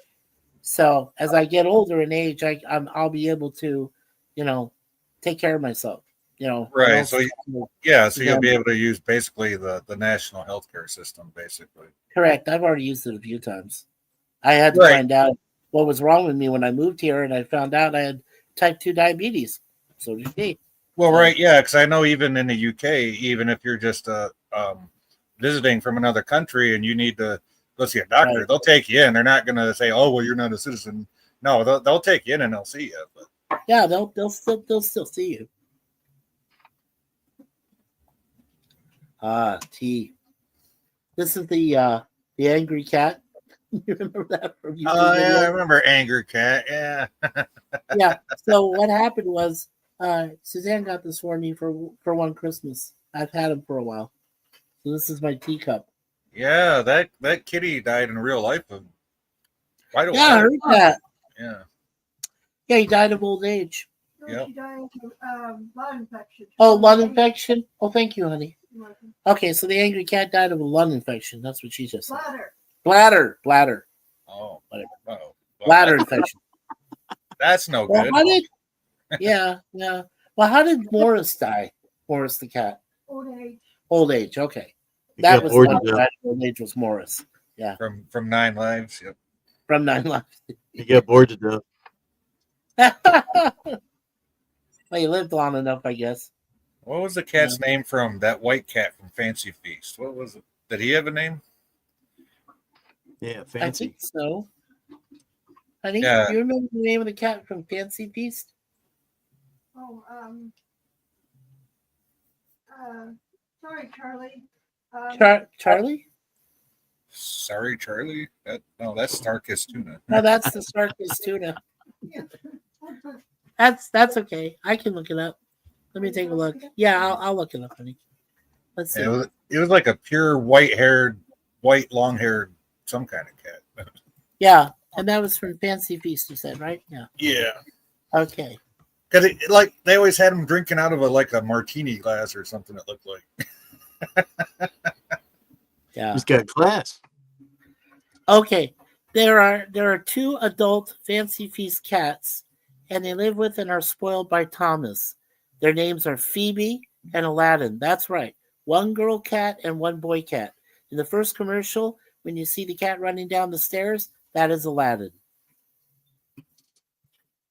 That's the boy cat, Aladdin. How cute. Yeah, so there are 2 cats from Fancy Feast. Oh, that's cool. Learn something new every They're day. still alive, apparently. So Information received. information received. Information sent. Bing. You know, it's that Microsoft Bing, and when you type in the right information, and then it goes Bing, and then it shows you all the stuff. And then they changed it to Bing.com. Bing.com. Yeah, because the missus used to use Bing back in the day because every time she did a search on it, she accumulated Microsoft points, and she'd turn around and save all those points because back in the day when we played Rock Band 3, she would turn all those points into Microsoft gift cards for herself and buy songs for Rock Band 3. Right. They still do that. You still accumulate points. Yeah, I don't have any setup. I don't have any setup to use them, so unfortunately, but they still build up, over time. Oh yeah, they do. But it really sucked when Rock Band 4 came out because with Rock Band 1, 2, and 3, any songs that you had bought since Rock Band 1 could be played all the way through to Rock Band 3. But when Rock Band 4 came out, even though it was still on the 360 and the Xbox One, they didn't let any of those songs transfer over. And she had so much time invested in those Bing searches and just, I bought her quite a few songs too for it, but it's just we had so much time and money invested in that in the game that we're like, no, we're not buying Rock Band 4. It's just plus we would have had to replace all of the game instruments. It's like, yeah, no, we're not doing that. That's way too much for that. And that's why that game died a fast, horrible death. I mean, and the funny thing is they still offer it on the store on Xbox. It's like, yeah, no, thank you. Yeah, we have our friend. Speaking of games, we had our friend Nemesis of Eden. Do you remember Nemesis? Yeah. Yeah. Oh, So Nemesis plays. Yeah. So he plays the latest Doom, Dark Ages, or it's called something Ages, and yeah. And I told him back in the day I played the original Doom, and it took me almost 6 months to finish it. Yeah, but that is with every level discovered, even the hidden levels, all 100% completion on every single level, on everything. Level. 6 months. Yeah. OG Doom. Yeah. Level. And I saw some of the movies. I've seen all the Doom movies. I think they were pretty cool. Dwayne The Rock Johnson. Yeah. They're not bad. There's a movie that came out a few years ago called Hardcore Harry. And I mean, I just couldn't get into it because there's actually a game that's been out almost as long as Doom called Serious Sam. and I've heard of it. Yeah. and it's based. You can only play it in first person view, and that's what Hardcore Harry was. It was just like they took the Serious Sam idea, put a different name on it, and stole the idea when they made that. Oh, that was the movie that it was? He's a spy, and it's all done from his perspective. Yep. Oh my god! And that's called Hardcore Harry. Okay. Hardcore Harry. Yeah, but they stole that idea straight from a game that's been out since the early '90s called Serious Sam. Yeah. Yeah. You know what? I was always curious about that Hardcore Harry film. I always wanted to see it. I saw like 2 trailers from it, and all it was just showing everything happening in front of this view, and I figured, oh, it's his view. It's his first-hand view. Yeah, first person. Yeah. Weird. I don't think had any other films been done like that before. I don't think no. So. I think that's the only one I remember. Anyways. God bless you, babe. No, that's the only one I know of. Yeah. So now, if they did want to make a movie based on Serious Sam, the game that's been around forever, oh, you're just ripping off Hardcore Harry. No, it's the other way around. That's the other way around. Yeah. Well, maybe I'll find that movie someday. I still would like to view it. I still would like to see it. I heard it was decent. First person view. I don't know if I could bring myself to like it just because. Yeah. I know. There's been a few games that just like this recent, a Minecraft movie, we thought, Suzanne and I both thought it was hilarious. We thought it was funny. And they actually did a tribute to Technoblade, that guy who had the, Guinness Book of World Records for the biggest score and everything, playing the game. He was only 23 and he died of cancer. And his dad continues the legacy even today. But in the movie, he's shown 3 different times. It's weird. He's shown as a pig that's crossing the road that has a big, huge, king's, crown on him. And Jack Black's character, Steve, says, oh, no, he's a legend. Yeah. Because one of the guys said, oh, he's just a pig. No, he's not just a pig. He's a legend. That's usually what he used to have. That was his avatar. He would have this pink pig with a big, huge king's crown on it, jeweled and everything. And so they showed that crossing the road. Then there was a scene where they were in what they call the other world, which is like a dark world section of it. Underworld. Yeah, thank you, babe. Well, see, you would know more than I do. See, you're smarter. So in the underworld, Jim. Standing there on the right. Well, he's standing there on the right-hand side of the leader, and he's got like a little mini crown on him, and that was the second time. Then the final time is after the credits roll, and a post-credit scene. Steve finally made it back to Earth, made it back to reality from the Minecraft world, and he goes up to the door, knocks on the door to his old house, and who answers it but a guy named Alex. That was his real name. That was Technoblade's real name in real life, was Alex. So they did a final tribute to him at the end. That was pretty cool. Yeah. Yeah. It's a good movie. It really is. I couldn't stop laughing. I thought, for a guy who knew nothing about Minecraft, and my wife who knew a little bit about it because she talks to this guy named Philza, who was a close friend to Alex, and Phil's is happily married and everything. Oh, we just lost Jay. Jay, come on back. Hey, welcome to the Jim Show. What's up? Holy crap, it's the Jim Show. Hey, I'm not a red shirt. I don't see one on. I know it's a joke. It's a joke.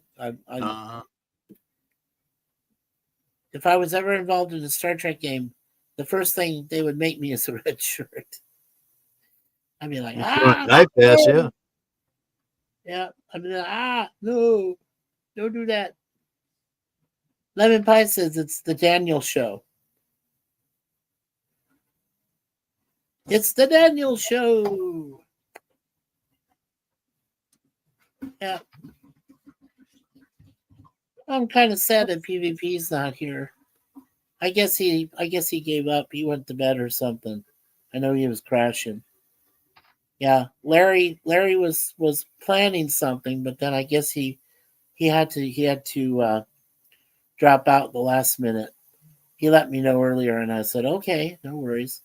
And then Gorilla went over to Troy Pacelli's last call. He was doing a special day after Star Wars Day was yesterday, and so he was doing a showing the original Star Wars without the New Hope thing added to it and all this other stuff, and none of the added scenes, especially the one I like where Han Solo steps on Jabba the Hutt's tail in Mos Eisley. And it was like he steps around him but hits his tail by mistake. Still a funny scene. It's still a funny scene. And they made darn sure that when Han Solo kills Greedo, it was definitely, Han Solo who hit him first. He shot him at the same moment that Greedo was trying to get a pot shot and missed.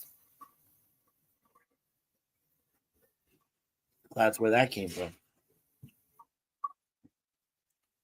Maybe Sci-Fi sat on his plug and got shorted out. I don't know. Maybe. Don't know either.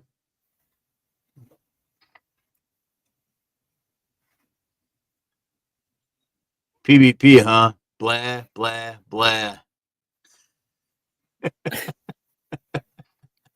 Well, all the comments he made on that. I know that I could have muted the panel and everything, but sound was nice and loud.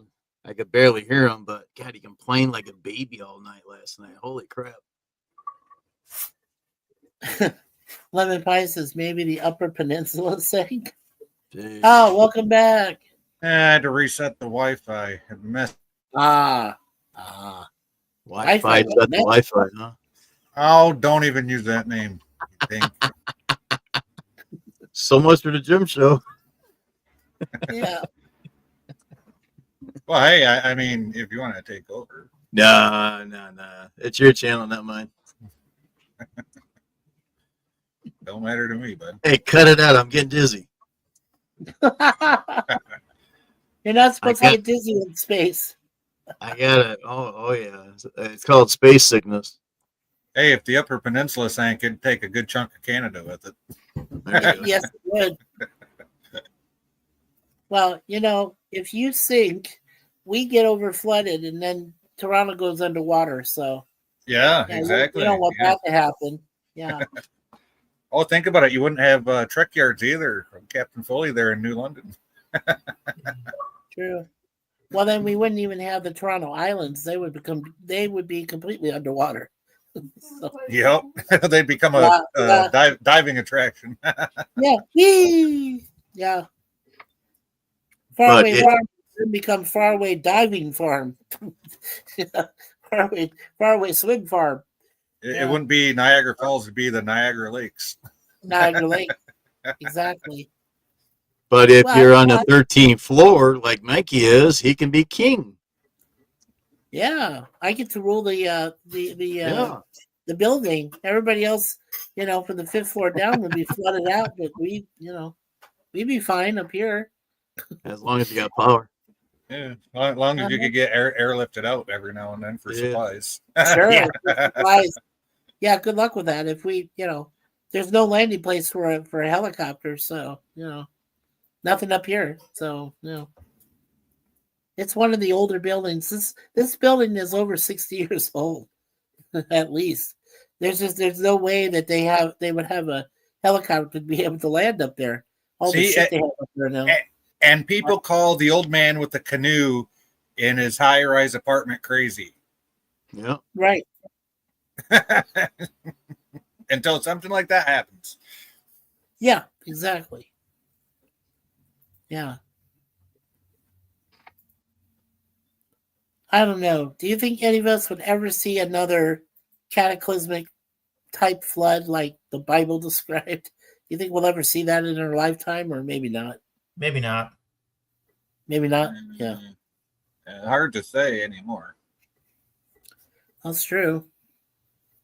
But they got what's going on recently? They got Kilaueas exploding over there in Hawaii. So they have ash in the air. They got it's recreating the island even as we speak. Mount Spear over in Alaska is ready to explode at any moment, at any time.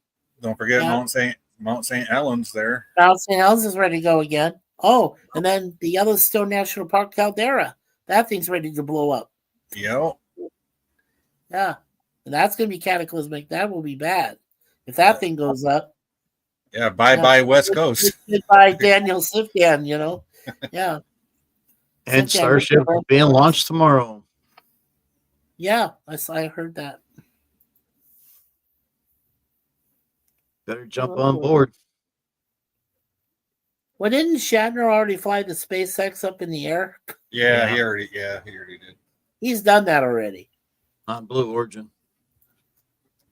Yeah, he took the Amazon guys rocket up instead. Yeah. Bezos and all those guys. Yep. Yeah. 10-minute ride. 10-minute ride.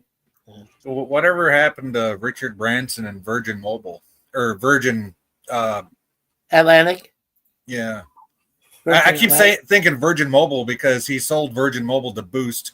The only reason I had Virgin Mobile cell service is because I hate fucking Boost. And now I have to use it. So. Well, we have two different ones. We have Virgin Mobile and we have Lucky Mobile. One takes care of our internet. The other one takes care of our phone. Yeah, so. Virgin Mobile cell service here in the States they kiboshed it. Yeah. So. Which one do you use, Daniel? I don't have a cell phone. No, but I mean, what you have to use a service though. Who is your service provider when you talk on the internet? Oh, use Rogers Net or what? Is it Bell Canada? Sure. Huh. I think it's. I don't remember. Oh. I think it might be Bell Canada because your region and our region over here in Scarborough usually use Bell Canada or Virgin Mobile. So, and since you don't have a mobile cell phone, then you have some kind of similar service that takes care of your internet. Yeah. Yeah. But I wish I Lemon Pie. Yeah, I didn't notice that Lemon Pie said Shatner to start. Yes. Lemon, do you even remember the woman that was one of the cops in that? There was Adrian Zmed, and then there was crap. What was that actress's name? She was a blonde. Locklear, that's it. Heather Locklear. I remember. Yeah. Yeah, that series.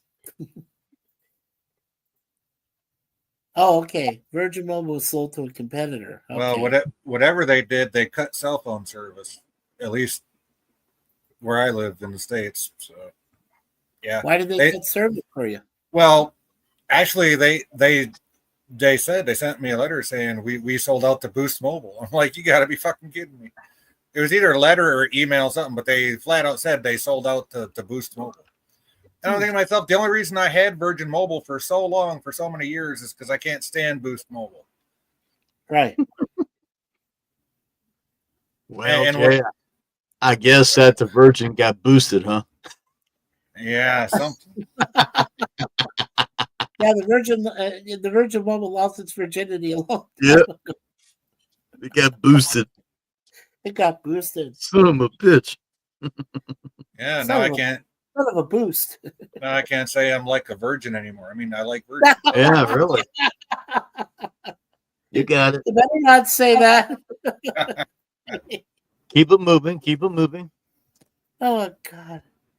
Better not say that. I'm virgin. So, no, don't say that. Yeah. So let's see. Let's see where we're at now. So our friend Daniel doesn't want a rubberized version of a slut. He doesn't want an AI version of a goddess or a beauty. He wants a real woman. But the thing is, Daniel, nowadays it's women that outnumber men 3-1. So you still have a good chance of finding somebody in your lifetime, Daniels. Yeah. Well, one time Daniel was in a men's room and he seen a big wang one time. Was that true, Dan? What? I don't know. Oh, you said it on my channel, man. Come on. What? Oh, yeah. Well, Yeah. I walked into a Wendy's bathroom and I saw this guy, this big Pakistani guy with his wang hanging out, and I'm just thinking, what? That is disgusting. And the guy just turned around and he looked at me, and I'm thinking, fuck you, asshole. Hey, instead of the Big Bang Theory, it's the Big Wang Theory. Wang anyway, come back and get me. I'm sorry you had to see that, Dan. Those Middle Eastern people are ugly as shit. Yeah. They're terrible, man. I would never want to see one naked. No, I'd cut that thing off. Shatner was also in a Columbo episode. Yep. Yes, he was. Long time And ago. of course, he was in Twilight Zone. He was in Twilight Zone. I remember that episode. Terror at 20,000 feet. Yep. Though I have to say, when they did the Twilight Zone, the movie, I'd say John Lithgow did a pretty darn good job of that Terror at 20,000 feet. Yeah, he looked at Daniel, wiggled his eyebrows, and said, "Humana, baby." Well, I'm glad you told him to F off. Just next time, be careful, because he didn't have a weapon to retaliate when you told him to F off. Oh man. Well, He might pull a machete out of his ass and come after you or something. Well, actually, according to Daniel, he did, because all he had to do is whip around and slap across Daniel's face. We're in trouble. Oh, jeez. PvP. Hey. Quick question. Hey there. PvP, did you get the link for the new channel yet? I don't think I did. I can throw it. I'm going to throw it in the chat for you. Yeah, put it in the private chat, please. Sorry, I came on a bit late because Mikey did send me a link. I think about an hour ago or something. Oh, that's perfectly fine. Yeah. Don't worry about it. No big deal. I'm kind of feeling. Well, I got to work tomorrow morning early, and I'm kind of feeling a bit under the weather, and kind of tired. So I wasn't even sure if I was gonna bother coming on tonight. But then I thought, oh, what the fuck, might as well come on for at least half an hour or something anyway. But yeah, sure. I'm not feeling too good. Ugh. Hey, PvP, why didn't you just call out sick? You're allowed to do that, aren't you? I've done that before, and I know my boss would not appreciate it. And I don't but if want. You're really not feeling well, I really think you should consider it. Well, I'm hoping I'll feel better by the morning after a good night's sleep, right? So, All right. Well, if you heard it, well, don't forget, PvP, you heard it from me. If you don't feel well and you really don't feel up to it, you really should consider calling in sick. Yeah. That's all I'm saying. Well, I don't have to start my shift for another 12 hours, so. All right. Well, you got plenty of time then. If I still feel like crap 12 hours from now, I guess I might make that call. But yeah, I don't like to do that though. I really don't like to do that because. Oh, that's kind of sad. Yeah, that's kind of sad, Lemon. He says he keeps saying 0 in the chat. He says I must be cloaked. Yeah, that's cloaked device. It's weird. Yeah, mine says 1, but it'll jump up to like 3 or 4 and then goes right back down to like 2 and 1. So yeah, and then it just goes back. Yeah. Yeah, it's like, well, okay, I know the lurkers are lurking, so yeah, they sure they're lurking. Well, we just had Suzanne Eckstein was here at PvP before you came. She was in here briefly. Well, about an hour. Well, yeah, towards the beginning of the shows, but yeah.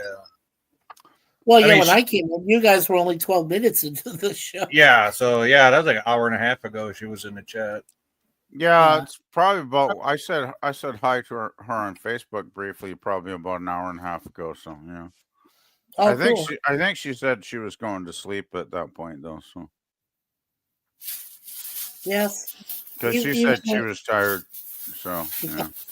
we call her the range lady. Even the Saskatchewan range lady gets tired. Oh, I do feel tired tonight. Don't start that crap. So I guess Memorial Day is winding down there. Yeah, it's pretty much just a normal day around here for us. So. Yeah. I think Gorilla, he said he shot some video, or he was thinking of shooting video of the ceremony. I was looking for that because I was hoping he was gonna, show a flag ceremony or something. He did that before, I think it was last year, but I didn't see anything this time. He wasn't on, as far as I could tell, at all today anywhere. So pretty much, yeah. Which is a bit surprising because I thought he might have done a Memorial Day stream of some sort, but I guess he decided not to bother. Yeah.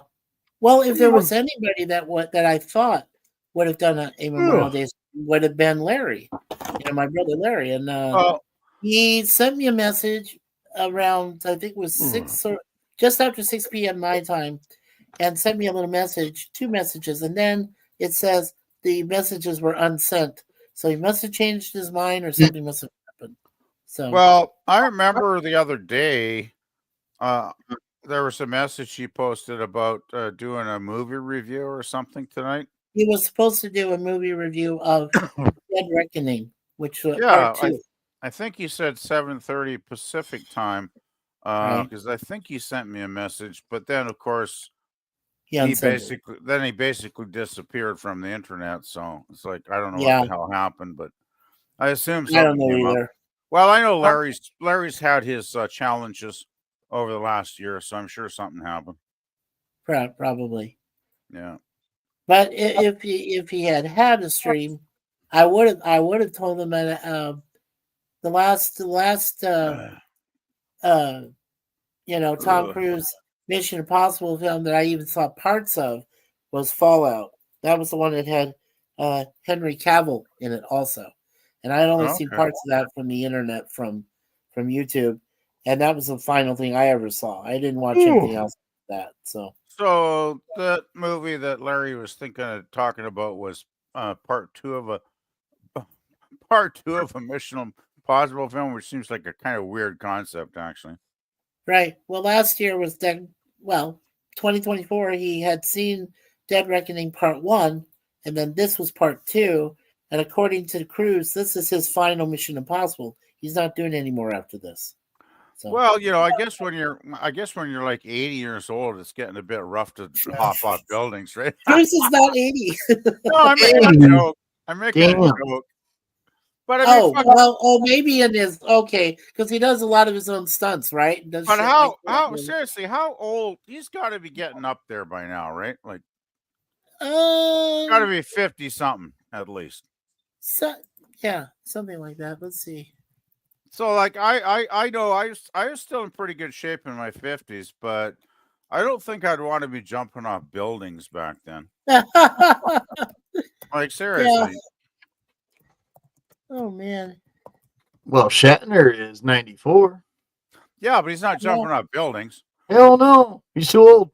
He's 42. He's born May 5th of 83. Oh, there you go. He's that fucking young. Yep, 42. Jesus. Who's 42? Henry Cavill. Henry Cavill. Oh, I thought you were talking about Tom Cruise. I was like, no, he can't. No. Tom Cruise is 62. Oh yeah. Okay. He was born on the day before July 4th. Yeah, he was born on July 3rd. So, yeah, he's 62. Well, he's only 2 years older than I am. So, yeah. That sounds about right then, because I figured he must be getting up there in years at his well, if there's any, well, if there's any reason to the rumors that as you reach your 60s, you start to really slow down, I'm guessing that's how Tom Cruise feels right about now, is he's ready to just stop. Well, I Yeah. guess if you're very athletic and you like jog or walk half a mile a day, or I guess you can keep yourself in great shape in your 60s. But Yeah. you know, still, it got to be a certain point when you stop doing action movies because Yeah. age will catch up with you eventually. Oh yeah. Right. Well, Lemon, I'm Harrison, surprised Lemon is keeping calm to himself. I'm surprised he hasn't mentioned anything about or eggnog or anything. Well, let's give the eggnog joke a rest. That's kind of long. No, I know that's more of the holidays, but I'm talking about the lasagna thing he talks about. Yeah. Pasta or Is something. Lemon like the only person in the chat, it looks like? yeah, Supposedly, yeah. supposedly. I mean, Good Lord. I keep seeing lurkers join and leave from the numbers up on StreamYard, but It says two watching now. It says here when I'm just checking it out. So yeah, it's 3, but yeah. So there's Hello, like two number lurkers 2 and number and 3. Just one one step lemon. at number 2. oh, So there's 2 lurkers and 1 lemon. There you go. PvP does sound drowsy with lasagnas. I wish I'd eaten lasagna. That's probably one of my problems. I didn't eat very well today, so I'm probably paying the price for that. Oh man. We were talking about Harrison Ford earlier, Mikey. I just looked it up. He's 82. Holy cow. He's 82. Holy shit! I still you know that man, but even at 82, do you know he still flies his own plane? He has his own plane. Yeah, but hasn't he crashed it once or twice already? Near crash, not actually crashed. He had a near miss. He did have a near miss one time. And it was when he was what I heard was he was landing at what used to be the old John Wayne Airport. That's the one that's outside of Long Beach, I believe. And so as he was coming in, one of his wheels didn't come down. So he was landing on 3 wheels, not 4. So, well, I guess last minute he managed to get it down, and then but he would have been skidding on the runway with 3 wheels. No, so. that's a technical problem then, not really. That's a technical issue with his plane. Yeah. There's an easy way to fix that too. Just put the landing gear back up and do a belly landing. So yeah, well, he could have done that. It's you're less likely to flip the plane that way. From my understanding. Over. Yeah, well, when I heard about Jay, you remember hearing that story about the guy from Poison, Brett Michaels' plane? It had his girlfriend on board, or mistress or whatever, and the pilot died, but everybody else, did survive. But that was at the old Scottsdale Airport. Was private airport there? Yeah, is where that happened.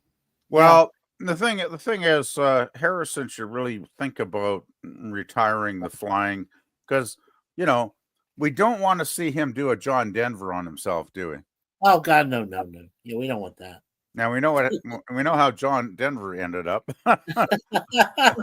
Yeah, we do. Yeah, we do. Hey, well, I don't know what's worse, that or how Sonny Bono died. So.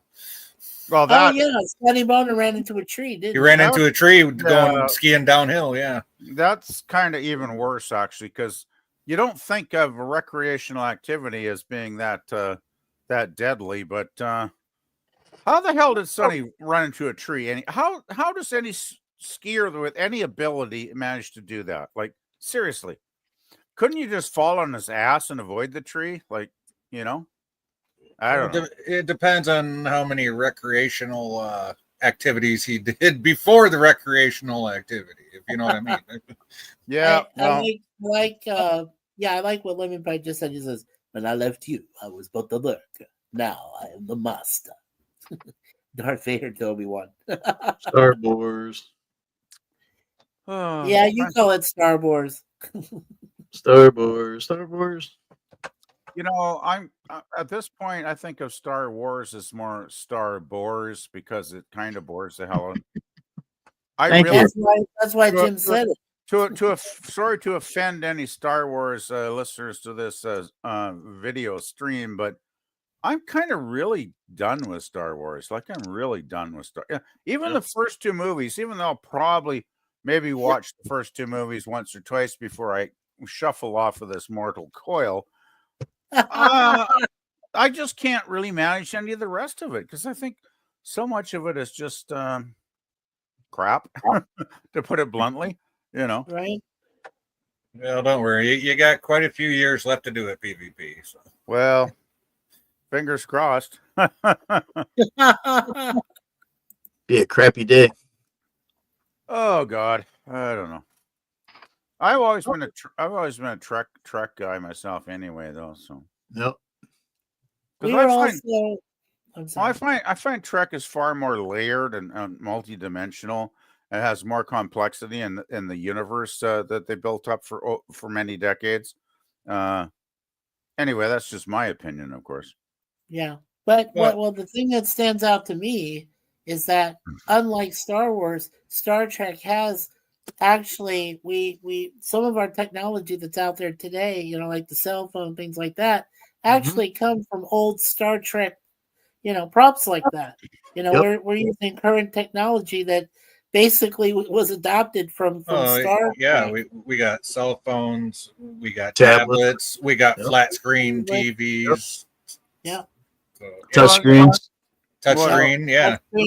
Yeah. Star Wars can't even say that. Star Wars can't even say that. So the first thing I remember where Trek had an impact in reality was in the 70s when they started having the automatic doors opening in the supermarket. Yeah. I can't remember the first day I walked into a supermarket and it was like, whoosh, the door's open by magic. Oh my God, it's Star Trek. I just imagine a bunch of people getting freaked out over the door opening. Oh yeah. I mean, probably early 70s. I was probably like 12 or 13 or something the first time I came across a self-opening door. And it was pretty cool, I got to say, back then. Well, I remember in the early 80s, like after Airplane 2, the sequel, came out with Shatner, and he goes, shh, shh, shh, and he did that. So one time I walk up to the store and I go, shh, and it opens. And then I go over my shoulder and go, shh, and it closes. And I was laughing at that because I'm like, oh my God, that's Shatner in Airplane 2. Nope. And then he looks through the thing that looks like a periscope from old, submarines, and he's looking at the Enterprise flying through space. Down periscope. Up periscope. That's one thing I never could quite figure out is all the people that criticize Shatner, and we've all heard the stories about how he was egotistical on set and how he didn't get along with his co-stars and how he wanted to have every line he could get out of the script and take it away from other characters. But I never felt that was reality somehow, because every time I see video or even still photos of the cast backstage, it always seems like they're laughing it up and having a wonderful time with each other, right? So well, I never kind of bought into that. Yeah, well, PvP, and guys, I know you remember this. I know maybe not Daniel, but do you guys remember in Saturday Night Live when he's the opening monologue thing? Well, before the opening monologue, and he's there, and all these people are dressed up in different forms of Star Trek uniforms, and he's making it look like it's a con, and he goes there and he says, "Get a life." All these people. Yeah, well, I thought he was serious. Well, he played it off as a joke because he had actually said that to a bunch of fans at a con. So at a con, they laughed. Yeah. Well, no, the people at the con didn't, but that's why he went on Saturday Night Live and did that. Well, that's why he did it. Okay, okay, that's why he did it. I thought he was serious. I didn't take it as a joke at first. I thought it was a joke when I first saw it that night. I automatically assumed it was just a comedy bit, right? I'm sure. I mean, so I was amazed that so many fans actually took it like a serious insult or something, because I never. Well, they did, because he did mean it as an insult when he said it to those fans. When he said it initially, yeah.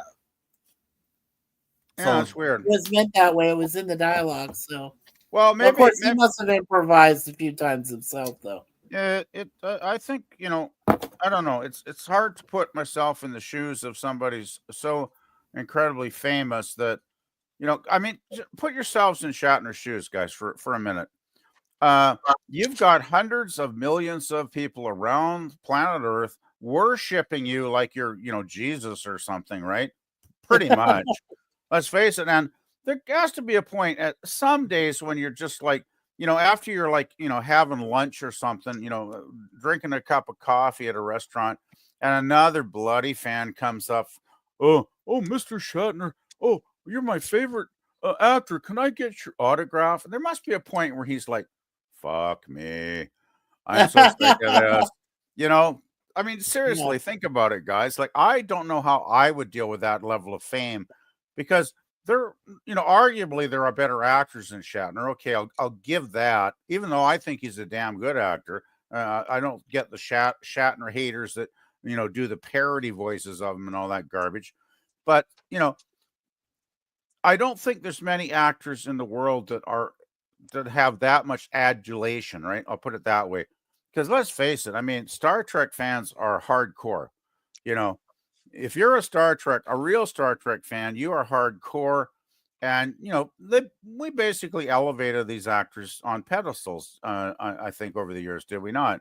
So, well, remember when Nimoy brought that book out, I Am Not Spock, and the uproar? Where he wrote the that uproar. And then, of course, a few years later, he brought out the other book saying, I am Spock. Because, because he kind of realized he'd fucked up and pissed the fans off, right? So, he brought out the other book. And then eventually, of course, he did embrace, he realized that Spock was the character that he was going to be remembered for eternity, basically. So he did embrace the character after that. But, I can't really ever imagine what it must be like to be idolized by so many people, fanatical people, some of them too. I'm sure some fans are scary, actually. I'm sure, they show up at the actor's doorstep or something, right? It's like, oh, Jesus. I'm curious, have those two actors, Shatner and Takei, have they even resolved their feud? I don't think they've ever actually, met and shook hands or given each other a hug or anything. It seems like the whole thing has kind of calmed down the last couple of years, because I remember for a while there years ago they were shooting out barbs at each other, like on Facebook or on X or whatever, right? For it was like every other day, it seemed like. Yeah, they were like just attacking each other online. And then I think there's a certain point where it was Takei and Shatner both said, look, we're going to give it a rest. Let's have a neutral zone kind of situation and just leave it be. Right. And so I think they basically agreed that they could still disagree, but they agreed not to, attack each other at a certain point. So. Right.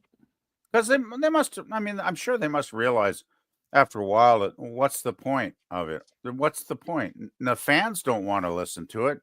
And the non-fans aren't even going to be aware of it. So what's the point? There was a lot of jealous. Well, remember, Shatner is a Canadian, and there was a lot of jealousy because from United States actors and actresses, some who said, yeah, he's probably not one of us because he's from another country and all this other stuff.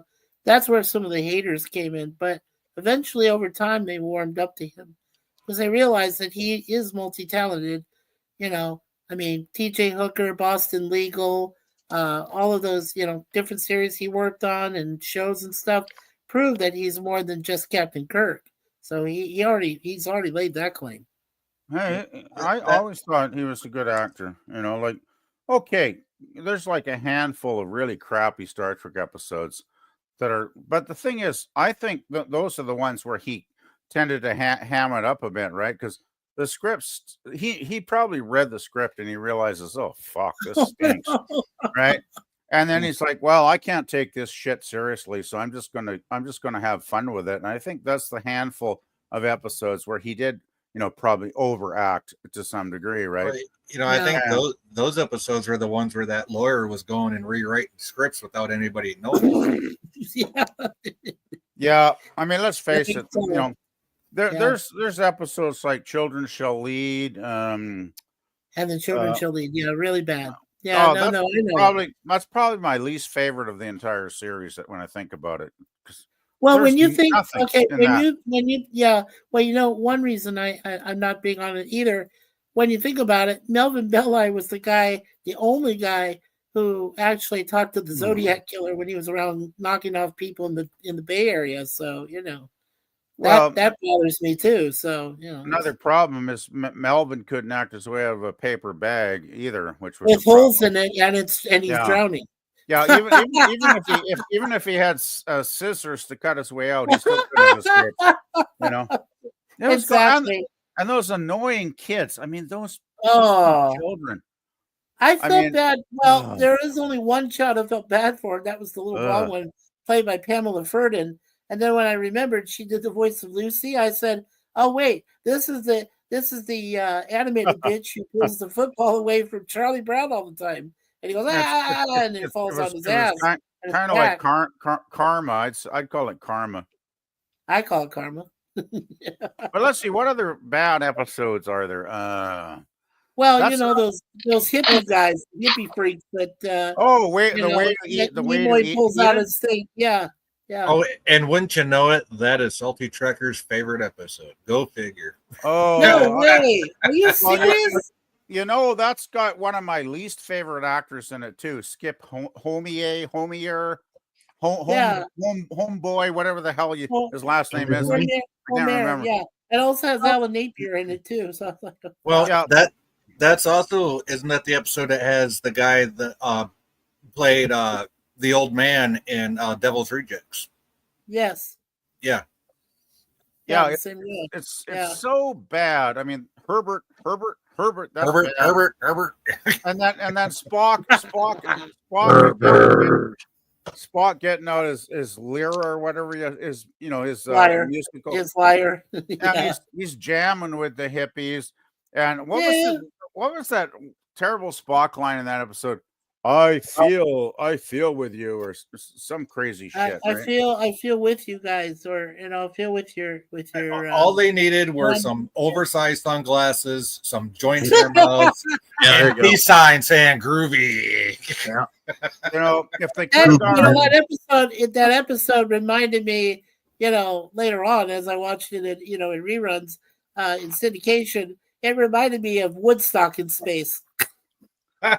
Well, at least Woodstock had good music, though. I mean, yeah, there you go. Yeah, and it was done on a fucking farm while it's raining, and there's all sorts of mud shit all over. I mean, as much as I enjoy listening to Nimoy sing, the musical tunes in that were not fabulous. I gotta say. I did get to go to one outdoor festival over there in California, the Monterey Pop Festival. Oh, really? And that was, well, I told you about that, PvP. Was that I was only like 3.5 years old, but I was on 1967. Wow. 69 and 69. 69. Okay, that's legendary. Like, I'm impressed.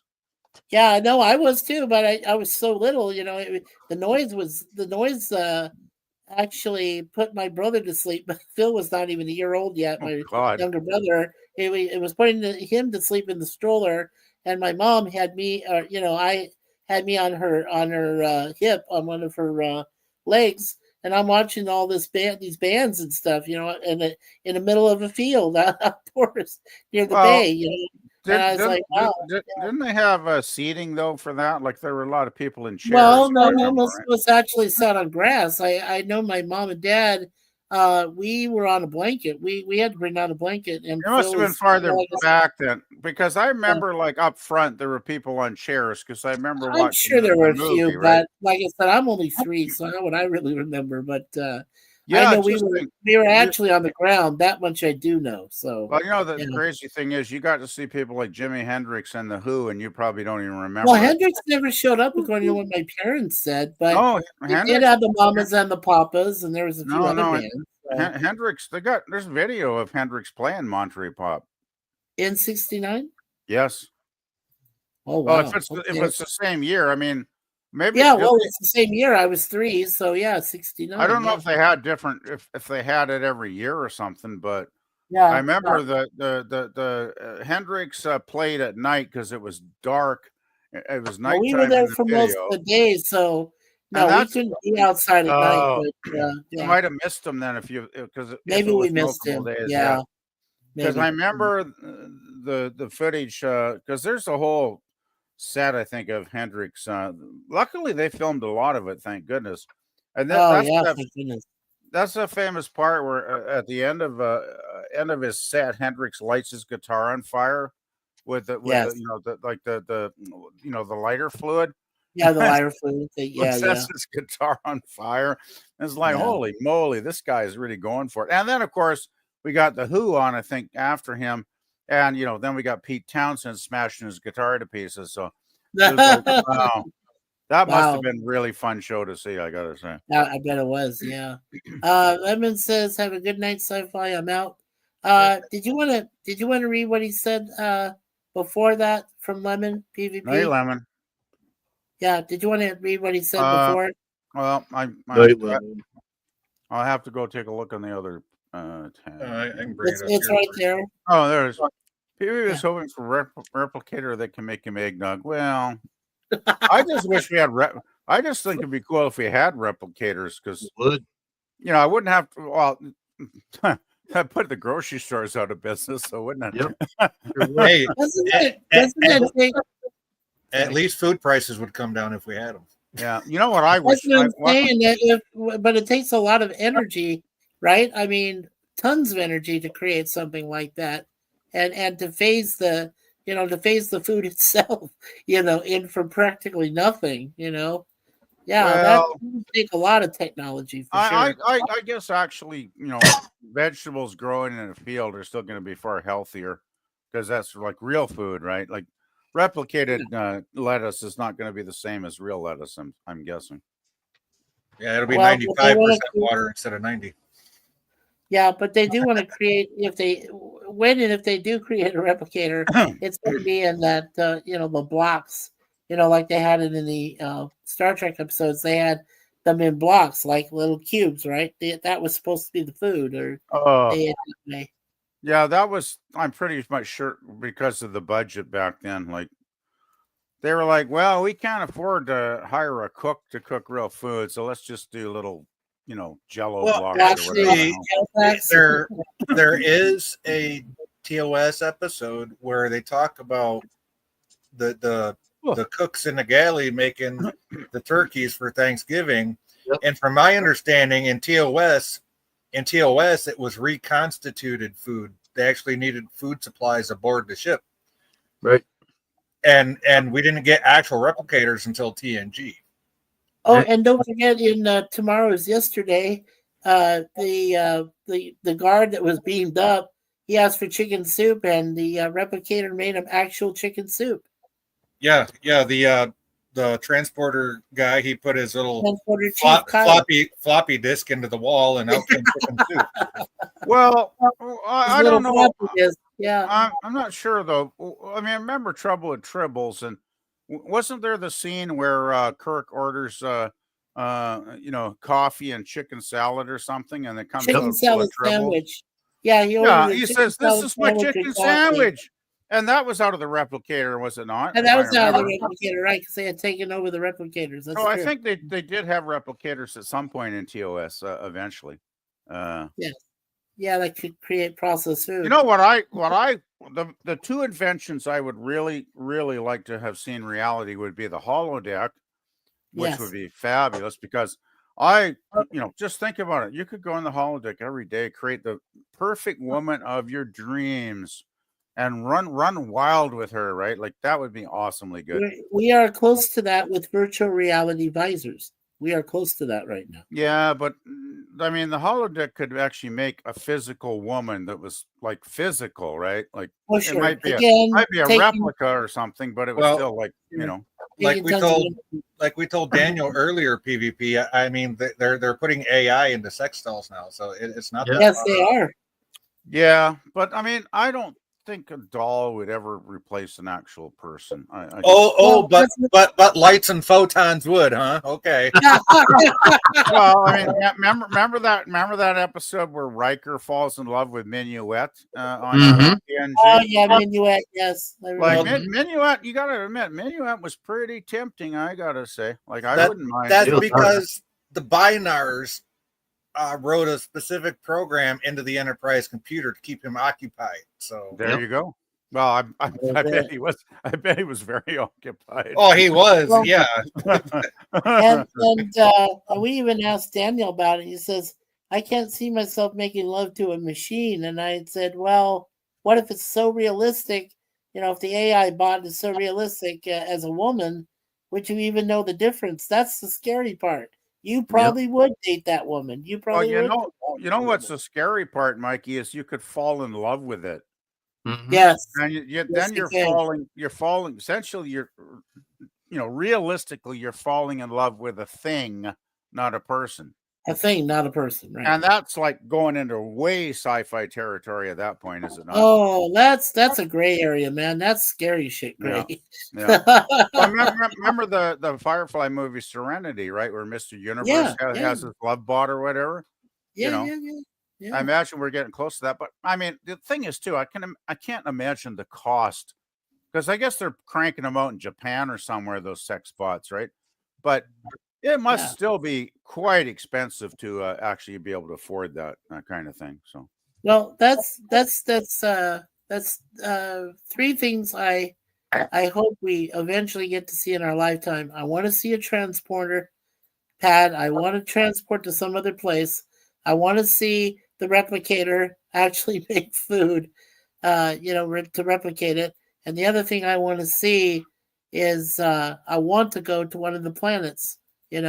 Whether it's the moon, Mars, maybe in my lifetime I get a chance to see another world, rather than just the Earth, But I don't think I'll be able to do that. Yeah, that would be probably number one, would be transporters if they were even feasible, which they're probably not in reality. But I know, but it would be great if you had a transporter in your own room that you could just, Well, I would just love to be able to travel around the world, like go to Japan or go to Europe in like 30 seconds or something, right? Like, build them inside. You know what you could do? This is one possibility I thought of, is having an embassy, right?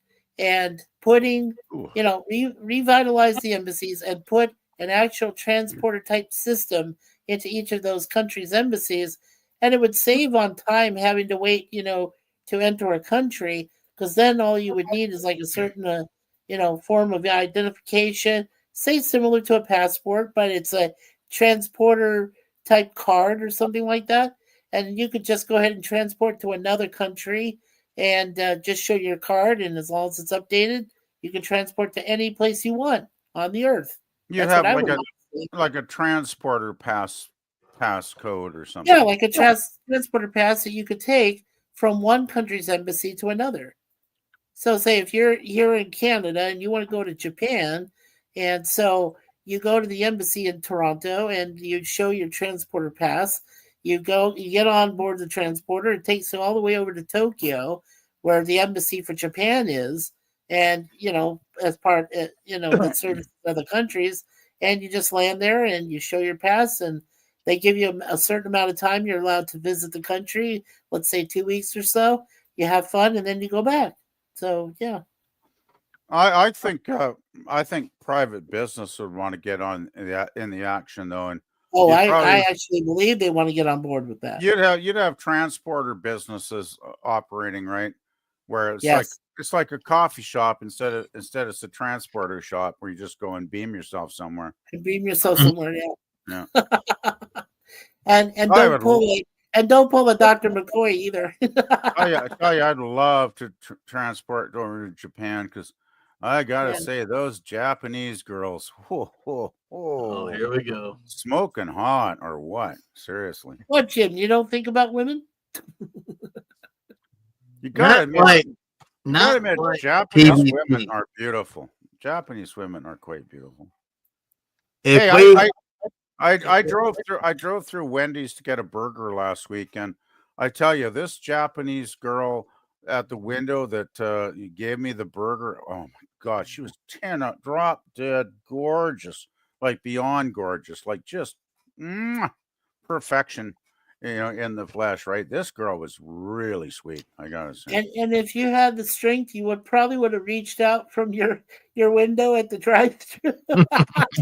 Well, the thing, what was really nice about her, she had a great personality, right? Like when somebody's faking it or when they're genuine, right? And she was being real. And I'll tell you, when I got my burger, just before I drove away, we kind of locked eyes on each other, and she gives me this freaking smile, and I'm like, "Oh, baby," Yeah. Sometimes some women just have that knack, right? They look in your eyes and they give you that smile, and it's almost like, yeah, I could do you, but So Daniel, I was curious if you were to have an actual girl of your own, not an AI bot, since I know that's not how you feel, but if you had a lady of your own, would you want her to be at least your height, or above your height, or slightly below your height, or does it matter? Daniel. Oh, he probably went to Daniel. Maybe we should play the Indian music for Daniel. Okay, I'm going to use the famous movie line. Daniel, come out to play. Remember that line? Yeah, but then you got to clean some Coke bottles and you get some Coke bottles to clang together. Yeah. Yeah. Just like By the way, Warriors. I love that movie. Warriors is a great movie. Warriors is great. Yeah. Yeah. My missus loves that movie. Yeah, it's not for its time. Well, Warriors I like to compare, like, say, with The Outsiders. That was a great film.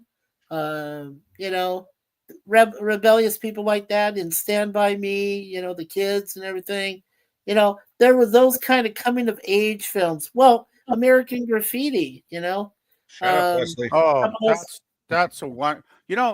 I have a special memory about American Graffiti because that's about 1962, early 60s, just as the 50s were fading out, something around that era, right? The Beach Boys were just coming in. Because I remember the musical soundtrack is so wonderful in that movie.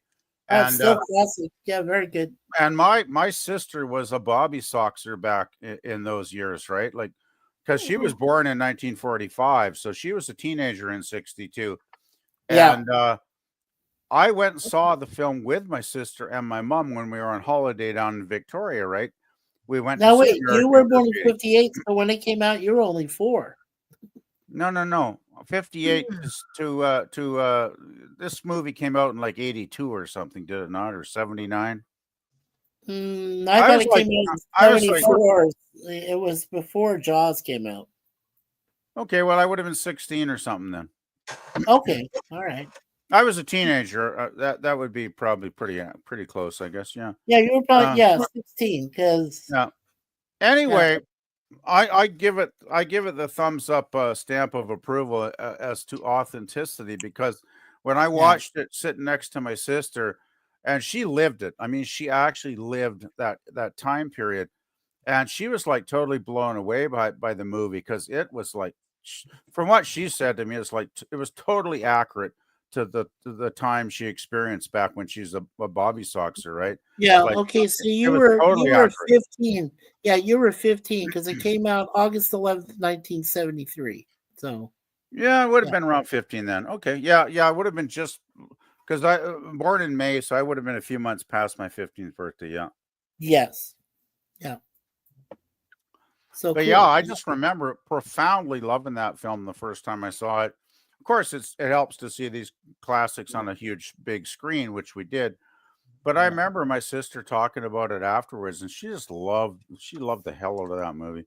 It took her back. I took her back to her teenage years, basically. That's what it did, right? Yeah, we we own the original.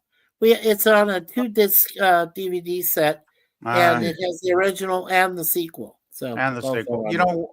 I'm not a fan of the second movie. I found the second movie it's okay. It's okay. But it takes the fun of the first movie and and the second movie tries to be realistic, and now all the characters are kind of living shitty lives. It seems, right? Well, I know that what's his name, Richard Dreyfuss. Well, you know where he ended up? He ended up on a boat with Quint and Roy Scheider and a shark named Bruce. Uh-huh. But I mean, weren't what's his name?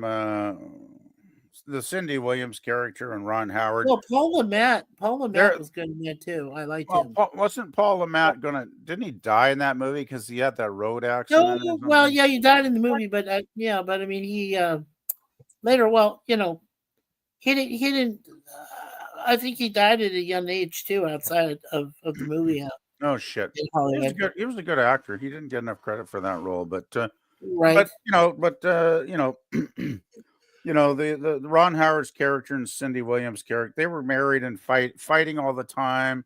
And I remember Toad was over in Vietnam or something in the movie, and he died.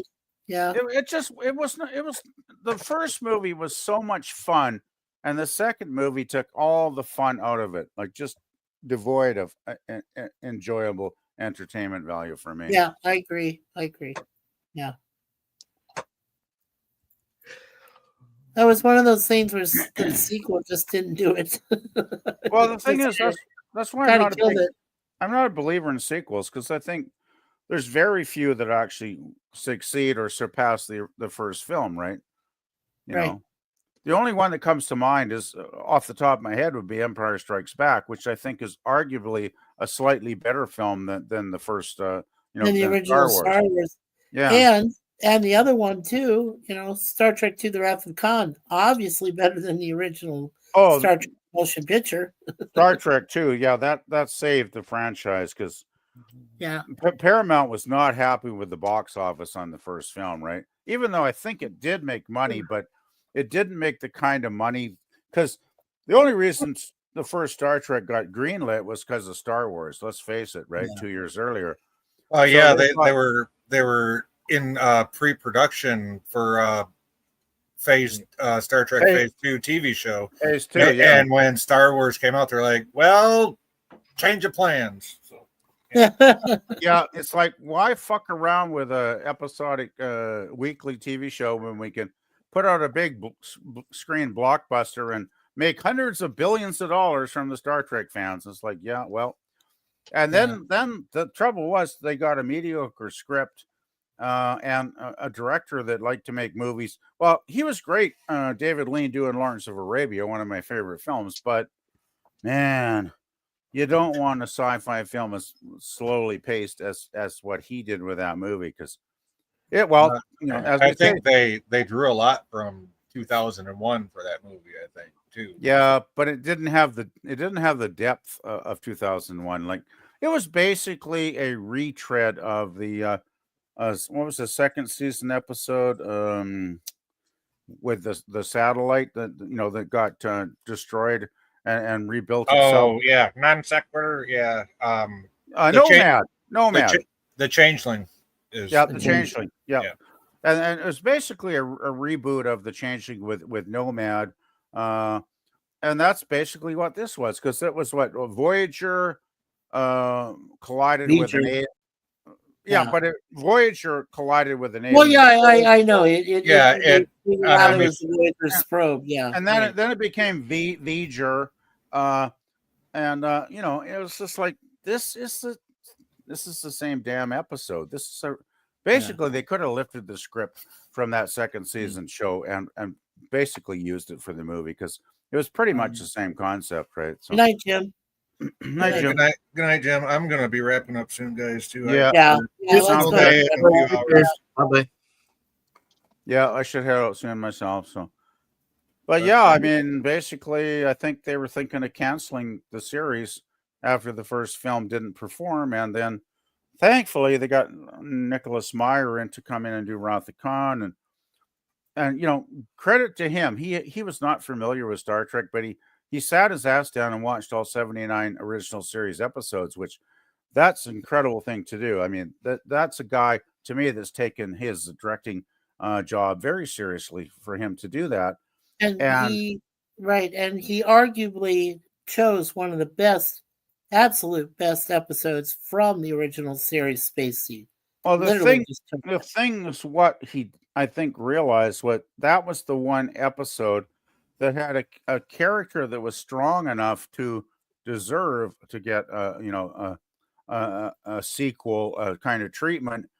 And that could possibly defeat Kirk too. So yes, there was one of, well, let's face it, Khan was one of the scarier villains in TOS.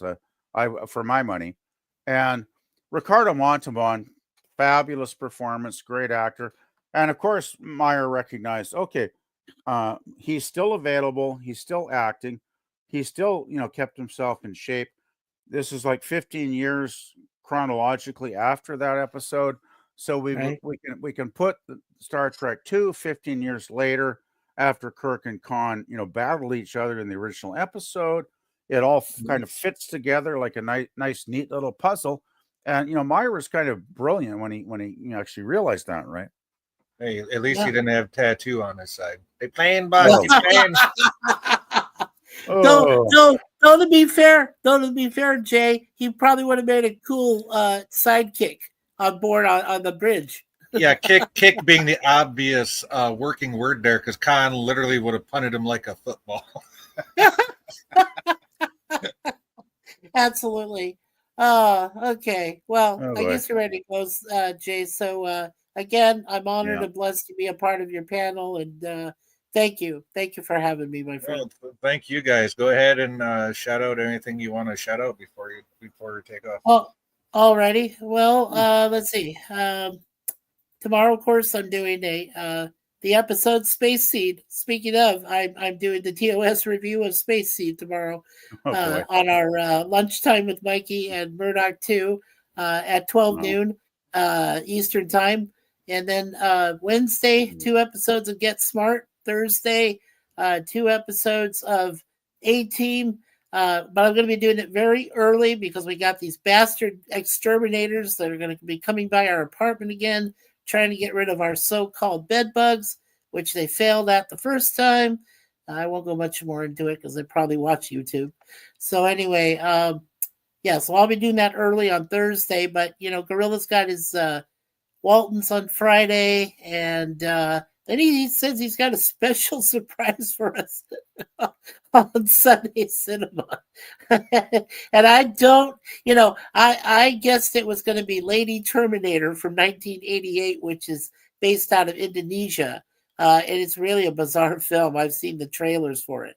But Gorilla says it's going to be something else. So I give it up to him. If it's not the one I'm thinking of, I give it up to him. So anyway, that's what's coming up for us this week. And then, that's it. So that's what we got going on. So you go ahead, PvP. You got anything you want to add or anything you want to offer? No, nothing here. I'm fading fast, so I'm going to head out pretty quick. All right. And Daniel, anything for you, sir? Daniel, wait. Daniel, okay. Bueller. No, thanks for being up here, guys. I love having you guys on. It's always good to talk to you guys, and I'm glad you guys are doing good. I'll just do my little outro here. You know what? If you're going to be anything in the world, just be a decent human, right? And remember, it's a rough world out there. Let's try to take I'm here. Sorry. No, we were just asking you, Daniel. I guess we woke you up. Anything going on your end? Anything? No, I've been stuck all day. I've been stuck at home all day. It's annoying. It's just I'm hungry as hell. I can't do nothing. Oh boy, I'm gonna have to wait until tomorrow. You're at least up here with us, and that means a lot to us. So yeah, we're glad to have you here, buddy. Yeah, we do, but I gotta be up early in the morning, so we're just getting ready. I know. For school. Yep. So, all right. I will see you guys on the next one, and I gotta go. Take care, everybody. Hey, bye-bye. Hey, good night, everyone.